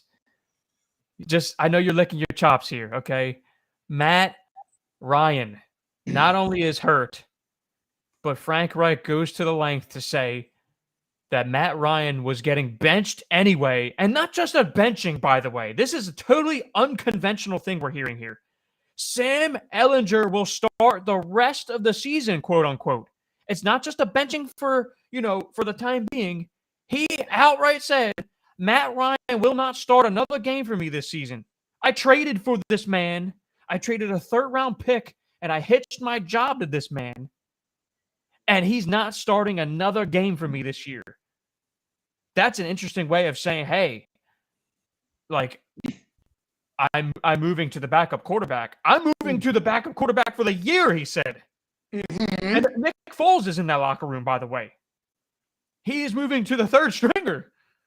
So I need to hear what you guys think, because this is like totally like this is unheard of. This is unheard of, the way that he went about it and the way he said it. Unheard of. Jim Irsay, go fuck yourself. That's what I have to say. And actually, I actually have a new perspective. I always thought Carson Wentz went into the doghouse when he wouldn't get the COVID vaccine. And now I'm even more convinced. When that locker room spoke out and they were all disappointed, and you had your leaders like Darius Leonard, Jonathan Taylor, and all them boys saying how much they loved him, how good of a teammate he was. This was Jim Irsay's pride and ego and mad at Carson. He had a vendetta against him because he didn't get the fucking COVID shot. Frank Reich didn't want him to go. I said this. He threw 27 touchdowns and 7 interceptions. He had a great season with Indy last year and fell apart in the last 2 games. Inopportune times. He had a good season. And they could have built on that because he would have had another year in the system. He could have got confident. He could have got some camaraderie with his guys. He could have felt like this team was behind him. And he could have felt like he had a place that called him home and loved him. And that stuff matters, bro. It does. And now Jim Irsay is going to be on his 6th quarterback in 6 years, and next year will be on 7 and 7. And Frank Reich's going to lose his job because of that cokehead. I'm so happy this is happening to them. I'm so happy. It couldn't happen to a better franchise. I totally agree with you. Look, the season says it all. Matt Ryan has been horrible. The team has been horrible. They have one very good win against the Chiefs, which was obviously that was the Chiefs beating themselves in that game. Everybody knows it. Like, come on, okay? The Colts, consistency is everything. You go and you trade for a quarterback and he plays well for you and you eliminate that consistency in the second year of the contract, like you just said, Pauls, and that does matter because repetition, consistency, the locker room, like getting behind a guy, like they just you don't I know you're gonna say that. I see your face. Okay. But still, like, that's the problem with the Colts, is they're changing quarterbacks every fucking year with no patience. And they had something that was working. And even though they collapsed last year, remember that Carson Wentz's stats for 13 weeks were up there in the top 5. For 13 weeks of the season. For 4 weeks, he was piss poor dog shit. And it happened to be at the time when it mattered most. People don't forget that. It's unfortunate, but look at how it turned out. The Colts, they made their bed and they're sleeping in it. Matt Ryan shot. At least behind this, like at least Carson Wentz can wiggle around behind this offensive line a little bit. Bro, still, nobody is talking about how bad Matt Ryan plays. Nobody's talking about it all season. Now they have to. So that's what we're doing right now, and we're going to go there in a second. But first, I want to hear Theory's thought on the situation itself. Pauls, I agree. I agree with everything you said. I just have one rebuttal, man. It seems like Carson Wentz always needs to be coddled. Everybody has to love him. Everybody has to make him feel like he's part of the team. Bro, just shut the fuck up and play football and perform at a high level and win football games. That's really the bottom line. Jalen Hurts didn't have to be coddled. He was getting trade fucking rumors every single week. And you know what he did? He put his head down. He worked. And now the Eagles are undefeated to start the season. That's how you respond, bro. You don't need to be coddled everywhere the fuck you go. Go out there and play lights out, and they will love you. That's what every fan base does, dude. And that's the only disagreement I have with Carson Wentz. I think that's corny. I actually agree with you.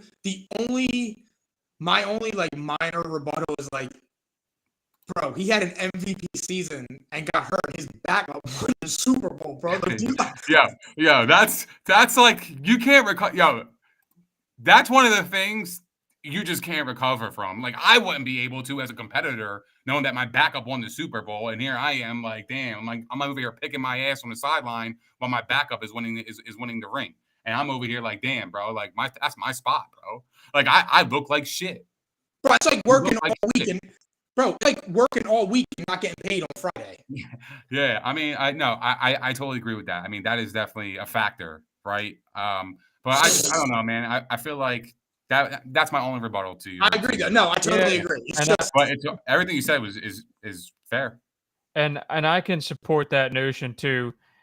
Even though I think this guy just continues, for some reason, the football gods just hate this guy. He gets dealt with the worst situations. And I feel like we're going to wind up having a lot of questions about his career when it is over. We're going to be like, what was he? What could he have been? Was it all his fault kind of thing? Like we witnessed a QB who was elite for a hot minute, and then things went south, and now things are just out of his control too. Like you went from one dumpster fire to another. But that's the reality of the situation, because there aren't many places that he could start or be given an opportunity to start. So like I don't know what to say other than these comments over here. These comments. This is I'm not gonna lie. This is my favorite show on the comments. I'm not even kidding you. Every single comment has been fucking hilarious, informative, and just completely shot out. It's completely shot out. We got Big Sar asking the Godfather if he's waxing his balls right now. All right, yeah, I'm gonna have to. Well, now that you said it, I have to bring it up on the board here. I wasn't going to, but now everyone has to see it. Asking the Godfather if he got his balls waxed. Good Lord. Let me get this back on track, because we have a little bit more to cover. Guys, I have a couple of facts or cap questions. Oh my God. Who just hit that button? I did not do that. Oh my God. Yeah, hold on. Anyway, facts or cap. The Colts season is over. Facts, man. You got fucking Sam Ehlinger. Fuck we talking about? But Frank Reich says he's got the special sauce. Yeah, my sauce. You know what? I'm gonna say this. Oh my God! Here we go. I don't think the Colts season's over, and this is the only reason why. This has been one of the as long as I can remember, this has been one of the most funky NFL seasons I've seen in a long time. Like it just is, bro. It's the weirdest thing. Like the powerhouse teams from last year are getting blown out to mid-level teams and lottery teams. It's just fucking crazy to me, bro. Like, so I'm not gonna count out somebody just yet. I have to see. I don't know anything about Sam Ehlinger. He can come in there and start balling. Well, he is mobile. I don't want to sit here and spew and spew some hatred towards a player I've never seen before. So I'm going to pump the brakes on that, and I'm going to say no for now. But it could be after the performance. You're keeping it a bean? Yeah, of course, bro. You don't know. I mean, obviously, there's a reason why they chose to go with him over Nick Foles. One being, he is mobile. And this offensive line has deteriorated so much in the last 2 years, it's hard to believe. So that is a big factor. I listen, I want to say that it's over, but they are literally a game back of the Titans. But they did lose to the Titans twice. So I'm just going to go out here and I'm just going to say this. I'm going to say facts, their season is over, and here's why, okay? Even though Ryan Tannehill might be hurt and dealing with something that could actually keep him out, even if he was hurt, I'm still willing to say the Titans are better with Malik Willis based on what I saw in limited action from him in the preseason. I think that he actually could keep this upright if he had to play a game or two. But I am going to say that the Titans are just well coached. I think the Titans are just, you know what you're going to get with the Titans. And nothing is working for the Colts right now, other than their pass defense. Their pass defense is pretty fucking good. That's about it. So I'm saying facts. Their season's over. Done. You know what's funny? Everybody, the America said that about the Cowboys after they lost Dak Prescott week 1. Yeah, but what do the Cowboys have? Right. They do have a good pass defense, though. I'll say that. I just said it. I'm going to say it again. They have a good pass defense, but They haven't been able to string together anything. Like, it's, to me, I say you have a valid point because I've not seen Sam Ehlinger play. I do want to see what he could do, and I wouldn't be surprised based on this season. But I'm saying their season's over. I actually even think the Jags are better. The Jags just can't. They don't know how to win, but the Jags, I think, are a better team than them right now. They just don't know how to win. They blew another game. I can't lie. I'm kind of rooting for Sammy L's, bro. I am. I mean, I would love to see it just because I'm rooting for, bro. But like, those are stories that I look at as a fan, and I'm like, damn, that's fucking inspiring, dude. That's cool as hell. Like, bro, did you see somebody like a name like Sam Ehlinger? Everybody's counting out, and he's coming here and he's lighting the world on fire, bro. Like, that's cool shit, bro. Like, that's a good story for even kids out there. You know what I mean? It sends a good message out to the world, and I think it's a positive thing. I would love to see it just for the sake of the NFL being straight chaos. I just want to see it. So we'll see what happens. But the follow-up is this, because if he does play well, by the way, that's a nail in the coffin of Matt Ryan. But I'm going to ask you this anyway. He's going to retire. Well, here you go. Facts or cap. Matt Ryan's career is over. Facts, bro. He's done, dude. This is his last year. He just got benched for Sam fucking Ehlinger, bro. Like, that is demoralizing to a competitor and his spirit. Like, there comes a point in time where you had a great career in Atlanta, and bro, it just didn't work out for you. You never won the bowl, bro, and it's a shame. But you got to walk away from the fact that, and you just got to face reality and just move on, bro. Like, I don't see a team in the league that would want to take Matt Ryan next year as a quarterback. It would have to be a super veteran situation, and even with perfect surroundings, I'm not sure if his regression would change too much. Maybe a little bit, but you're asking for perfect surroundings, and there's really hardly any spots in the league where there are perfect surroundings and there's a need for a quarterback. Maybe the Saints, but like, that's a reach. Like Matt Ryan is playing so poorly. Like, it looks like his career shot. He had that, like, the typical veteran drop off where it goes like this. It's like, boom, out of nowhere. I think he's done. I'm just gonna say facts. Go ahead, Paul. Go ahead, Paul. Right now, as it currently stands, who has more regret, the Broncos or the Colts? Probably the Broncos because of the contract, but I mean, like, listen, I'm still not going to give up on a guy. I just said that's why I said right now. I'm not younger. Yeah, I mean, because money's involved, it definitely is like, that's the ultimate, like, that's a killer, because if he plays like this the rest of his tenure there, they arguably just killed their team's chance of a Super Bowl. So the contract's glaring. I believe he will turn it around. I just don't know if it will be this year, and I don't know if it will be under this head coach. I don't know if it'll be this year, though. Honestly, I don't know. There's a lot going against him, and he's been awful. So I have to say the Broncos right now, because they invested $245 million, and the Colts only invested a third-round pick in a guy that they could get out of next year very easily. Although, I mean, their team is fucked right now because they don't have a quarterback. Contract. Totally agree. Broncos, they're stuck.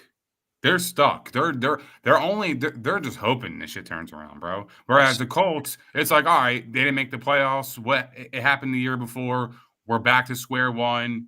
We didn't invest much. A third-round pick versus a $240 million contract, along with multiple first-round picks and other draft picks involved. It's the Broncos.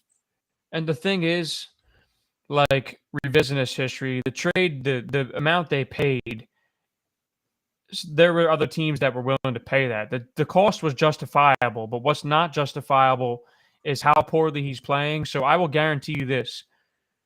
If he don't turn around this year, Hackett's getting fired. I just don't think they're going to – NFL teams do not like firing in season. I don't think he's going to get fired in season unless they literally reeled like 5 losses in a row, I don't think he's going to get fired in season, especially in the first year of his contract. So, like, something's going to change. It's just a matter of when. And is it going to be Russ who changes, or is it going to be the coaching staff? Something's going to change. I don't know when. I can't answer that for you right now. I haven't seen it. I would be shocked if Hackett makes it to Thanksgiving. I was just going to say that, bro. I swear to God, I was just going to say that, bro. I was legitimately just going to say that. Yes, connected correct. by sour. Well, look, I'll even say this to you guys.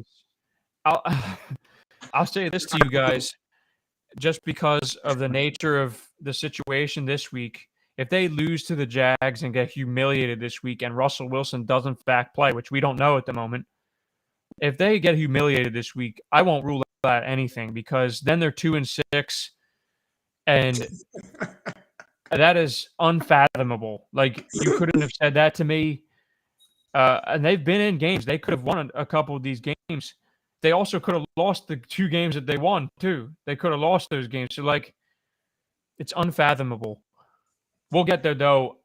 I do want to move us on to our last segment, and this is more rapid fire, guys, because we have to cover this. I would love to hold on to it, but the trade deadline is literally Monday, and there could be something that happens between today and tomorrow. So we have to cover this subject.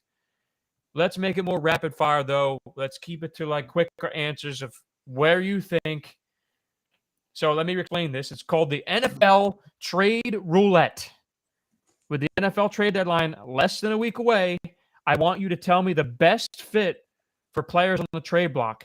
I'm going to tell you the player. You're going to tell me the team. I want to see comments. And this is how we're ending the show. And who knows? Someone could get moved tonight. There's been a lot going on this market. So we've already seen CMC get moved. So let's go right to the Panthers again. Are they going to continue selling? The first one, DJ Moore. And you, by the way, for the audience, you are allowed to say that the best fit is staying with their current team. You're allowed to say that. So, guys, you're allowed to say if they're staying. All right? Okay. Best fit for DJ Moore right off the rip. Don't have to explain it. Just tell me who. And you could give me a one. You could give me a one-liner, but let's try to keep this short. Green Bay. Agreed. Perfect fit. Arizona. Oh. Whole route tree, guys. Whole route tree. Green Bay would be perfect.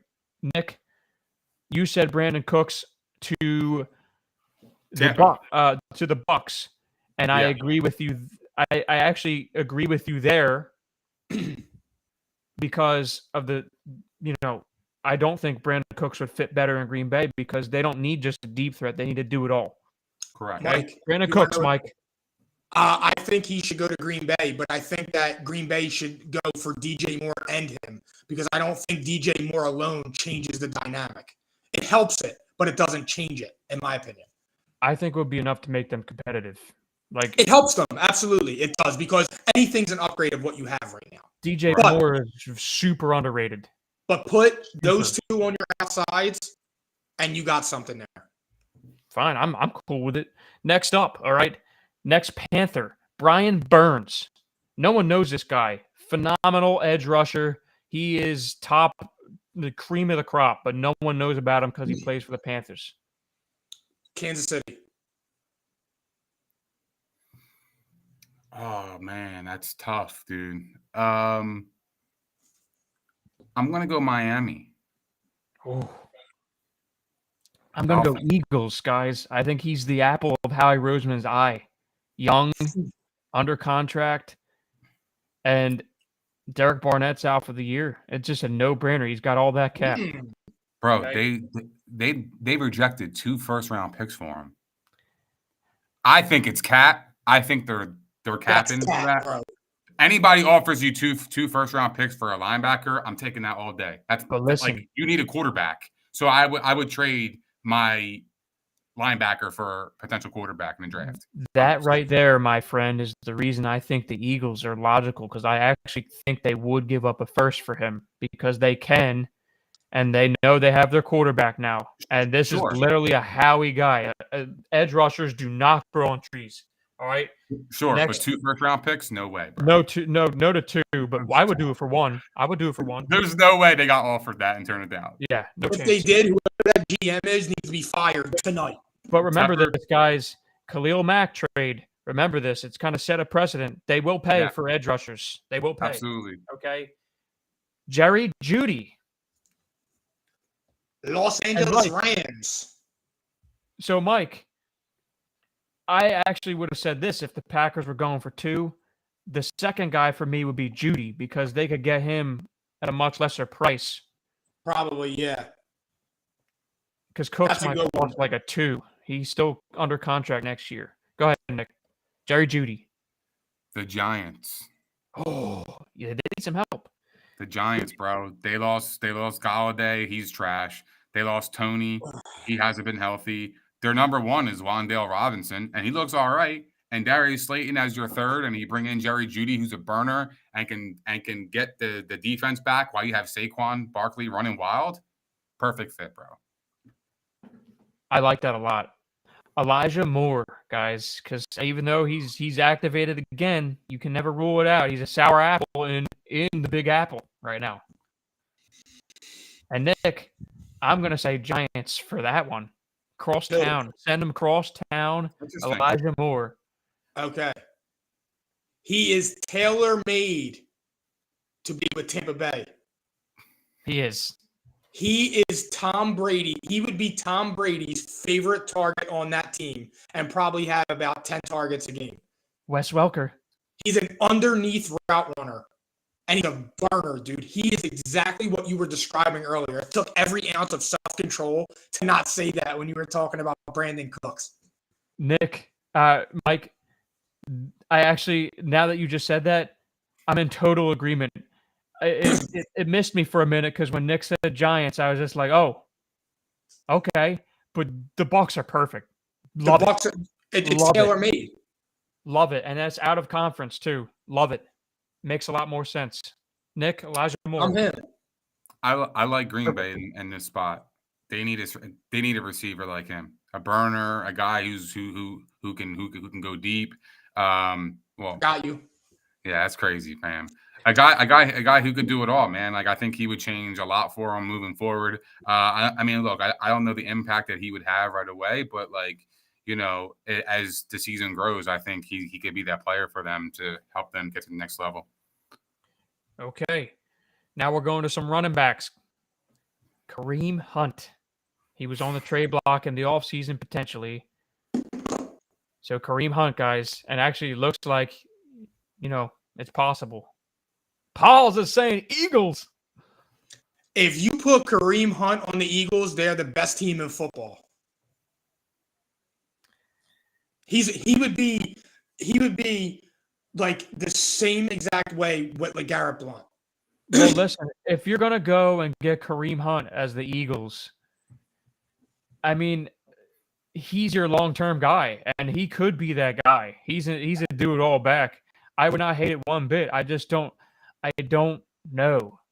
I think he'd be a good fit now. I think he'd be a good fit for the future. If you're telling me you could pick between him and Miles Sanders for the long-term contract, because they're both free agents, I'm taking Kareem Hunt. I'm not even hesitating. In terms of football, obviously. I'm taking Mike Hunt. Nick, Kareem Hunt. I'm going to go back to this team, the Arizona Cardinals. Oh, my God. Yeah. Bro. They need it bad right now. That's a pass-catching back. That's a do-it-all back. That's what they need. I mean, look, and then they have Connor, who could be a bruiser. And then Eno Benjamin can be the guy that can play the slot a little bit just to do end-around plays because he's got that speed. But I think Kareem Hunt would be awesome in Arizona. I love that. I would call that the picks. I don't think you're going to need too much to get him, though, Pauls. I don't think you're going to need too much. I think it would be a more great fit. A great fit. This is a running back we're talking about. It might be a conditional 5th-round pick. The precedent was set by James Robinson. I think he gets a round higher than Robinson. It could be a conditional 5. It turns into a 4. I'm going to say Hold this. on. I just want to add one thing. Go ahead.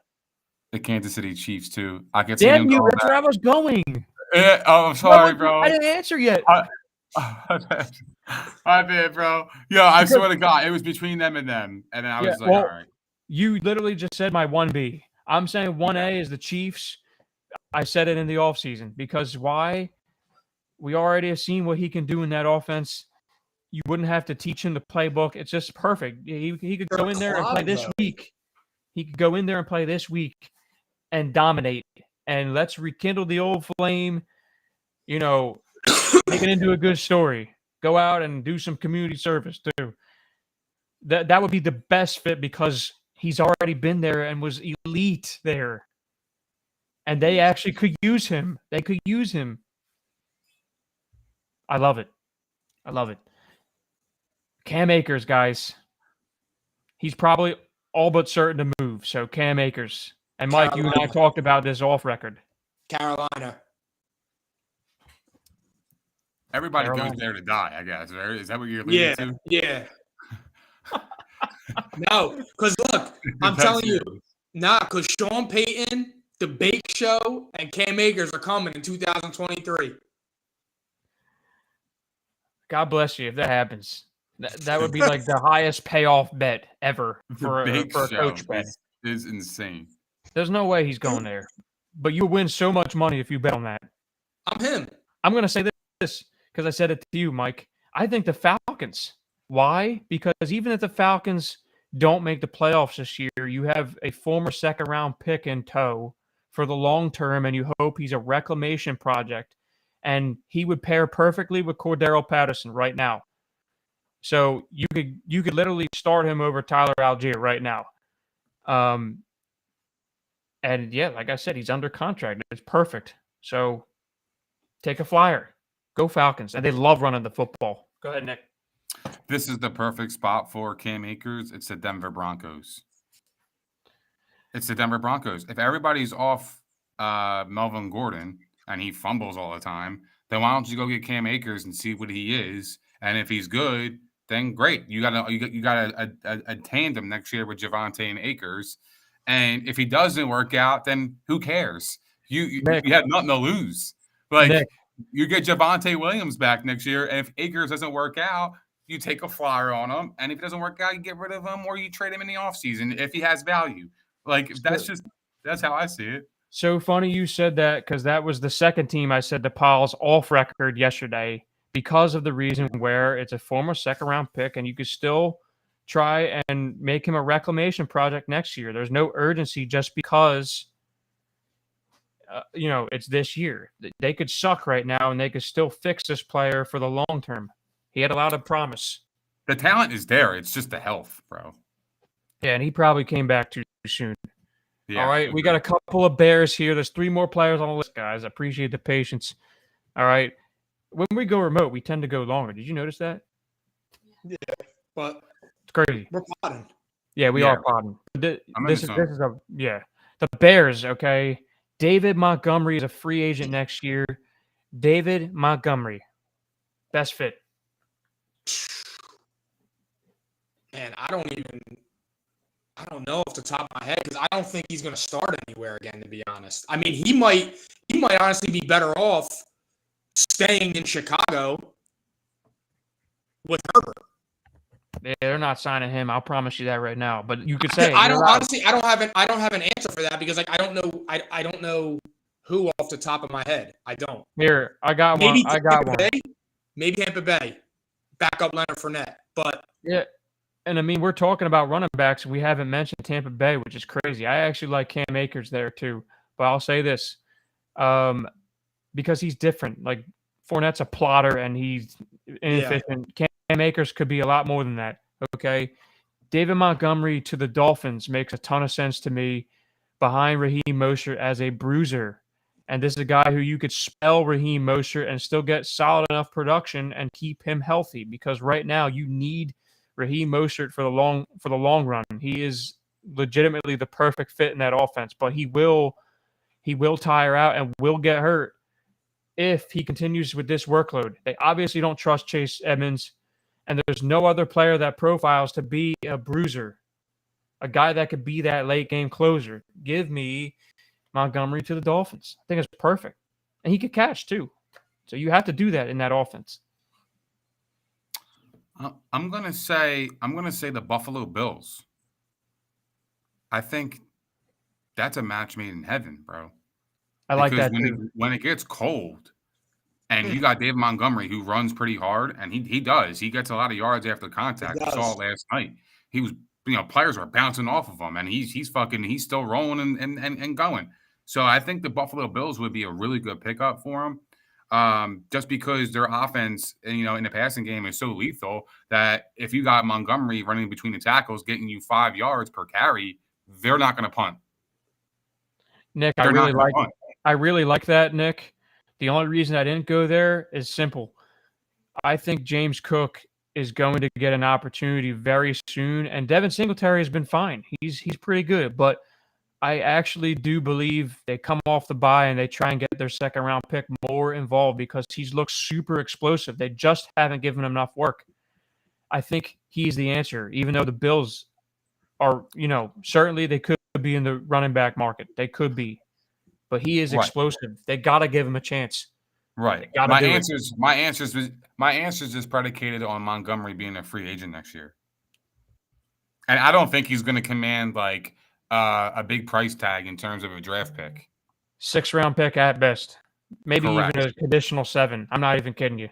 Correct, because the Bears could either just keep him and not get anything for him, or they can get something in return. And by the time that happens, they're already pigeonholed because they want to get a return on their investment. So obviously they're going to be willing to trade him. They're handcuffed to the deal. So if somebody's offering a 6, I would take Montgomery for him.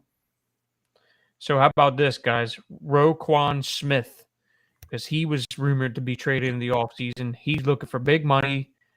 He is an absolute stud middle linebacker. They don't grow on trees. The Baltimore Ravens. I like it.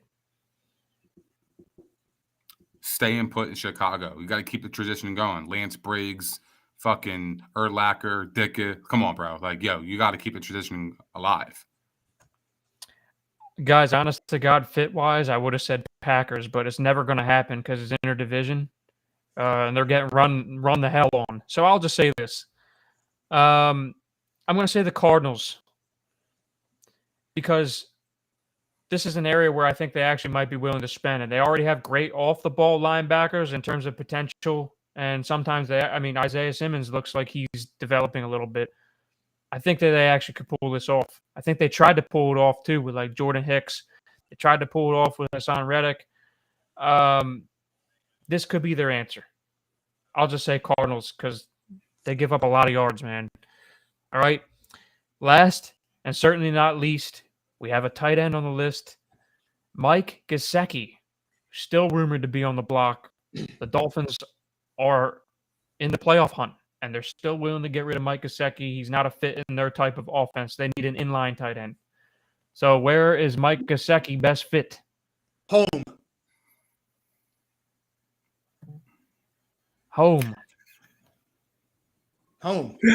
I'm sorry, bro. Can you translate that for me?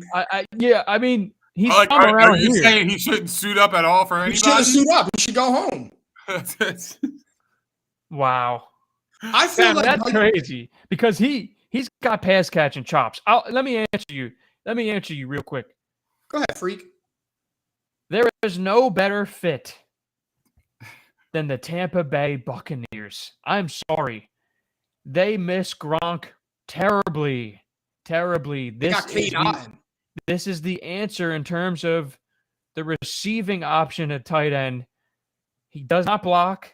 That's okay. He is perfect for Tom Brady and the Bucs. It's too to be true.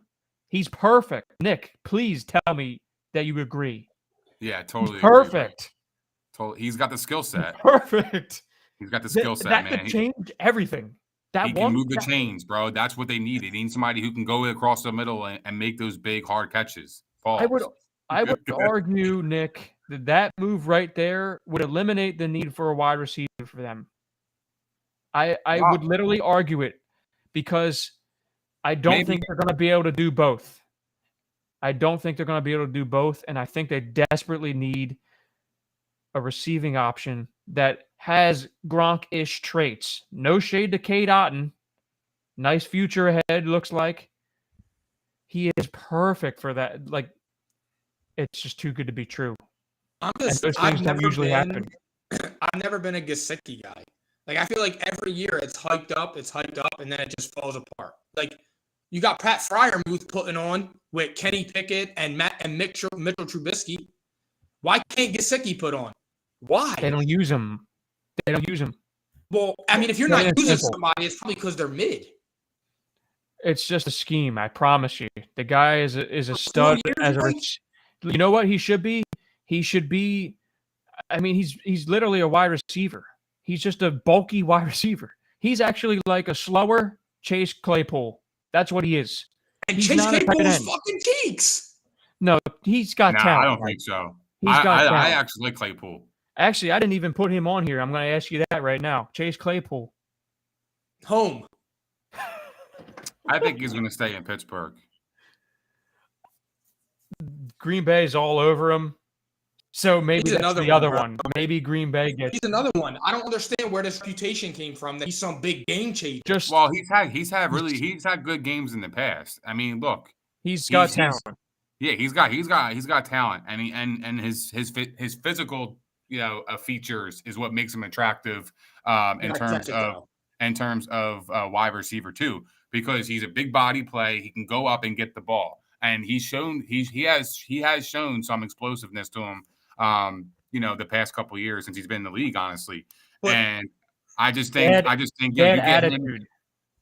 Yeah, I mean, look, he's got a piss poor attitude, number one. And number two, every time they draft a wide receiver, they supplant him in the lineup. Deontay Johnson, AB, Juju. Like, at some point, it's like, all right, bro, maybe you're just really not it.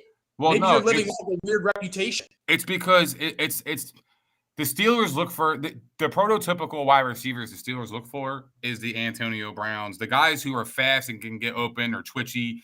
Like, Claypool's a different kind of wide receiver. He's the kind of guy that can go deep and just take the top off just because of his size. He can go up and get the 50-50 balls if needed. And he can also go across the middle.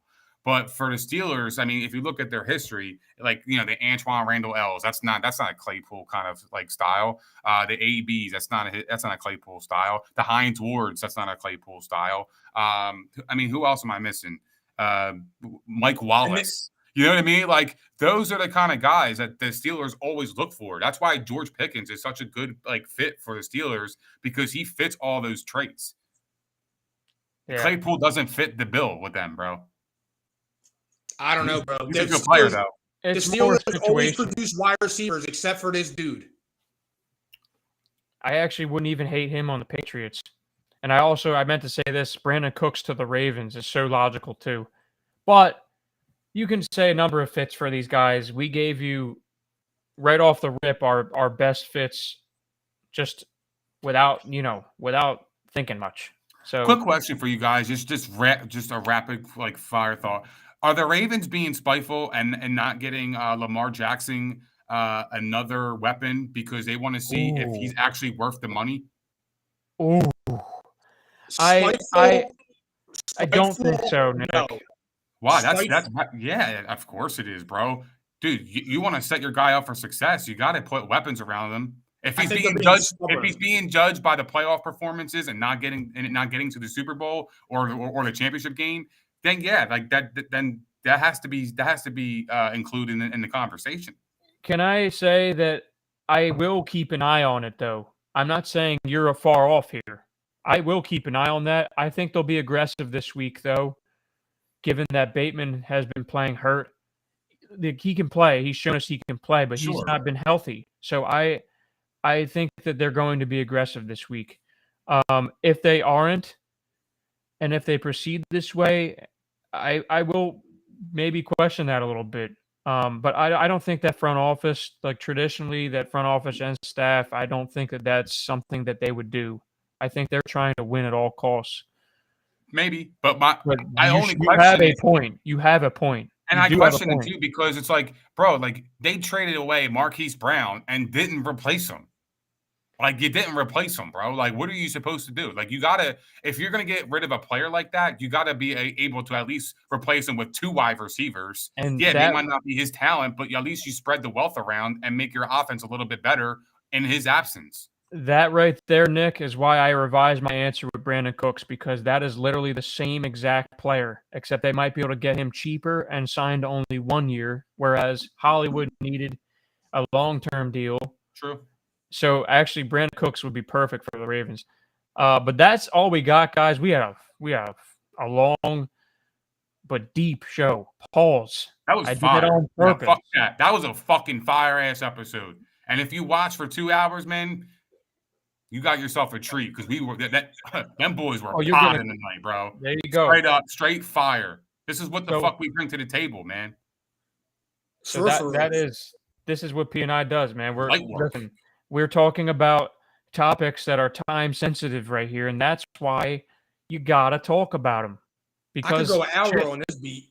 If we didn't talk about the trades and someone gets traded tonight, that looks pretty bad, right? There's no other time to do it. You can't wait Thursday. Fam, he moving different. But anyway, guys, let's get out of here for the night. Okay. Episode 116 of P&I Powered by Playmaker is brought to you by Prize Picks. Daily fantasy made easy. Also, we were live at the Props Network at propshq.com, where you need to go and subscribe if you haven't already. You are missing incredible football coverage like tonight. You are missing out. Okay, go over there now, propshq.com. What are we wearing usually?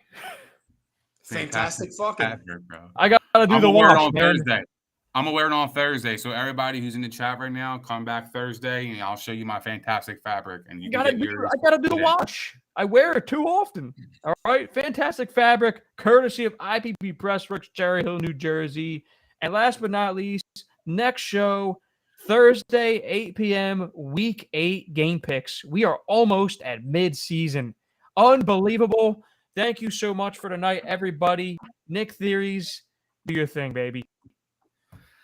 Thank you guys for hanging out with us. It was an incredible show. We appreciate all the love, support, and especially the comments. The comments today were fire. If you guys haven't done so already, please don't forget to like, subscribe, and hit the notification bell on YouTube. We are also available on propshq.com, Spotify, Apple Podcasts, Google Podcasts, iHeart, Megaphone, Stitcher, and all that other soil. Also, follow us on all of our socials. You do not want to miss our daily content on Instagram, Facebook, Twitter, and TikTok. And we will see you guys this Thursday at P&I, baby.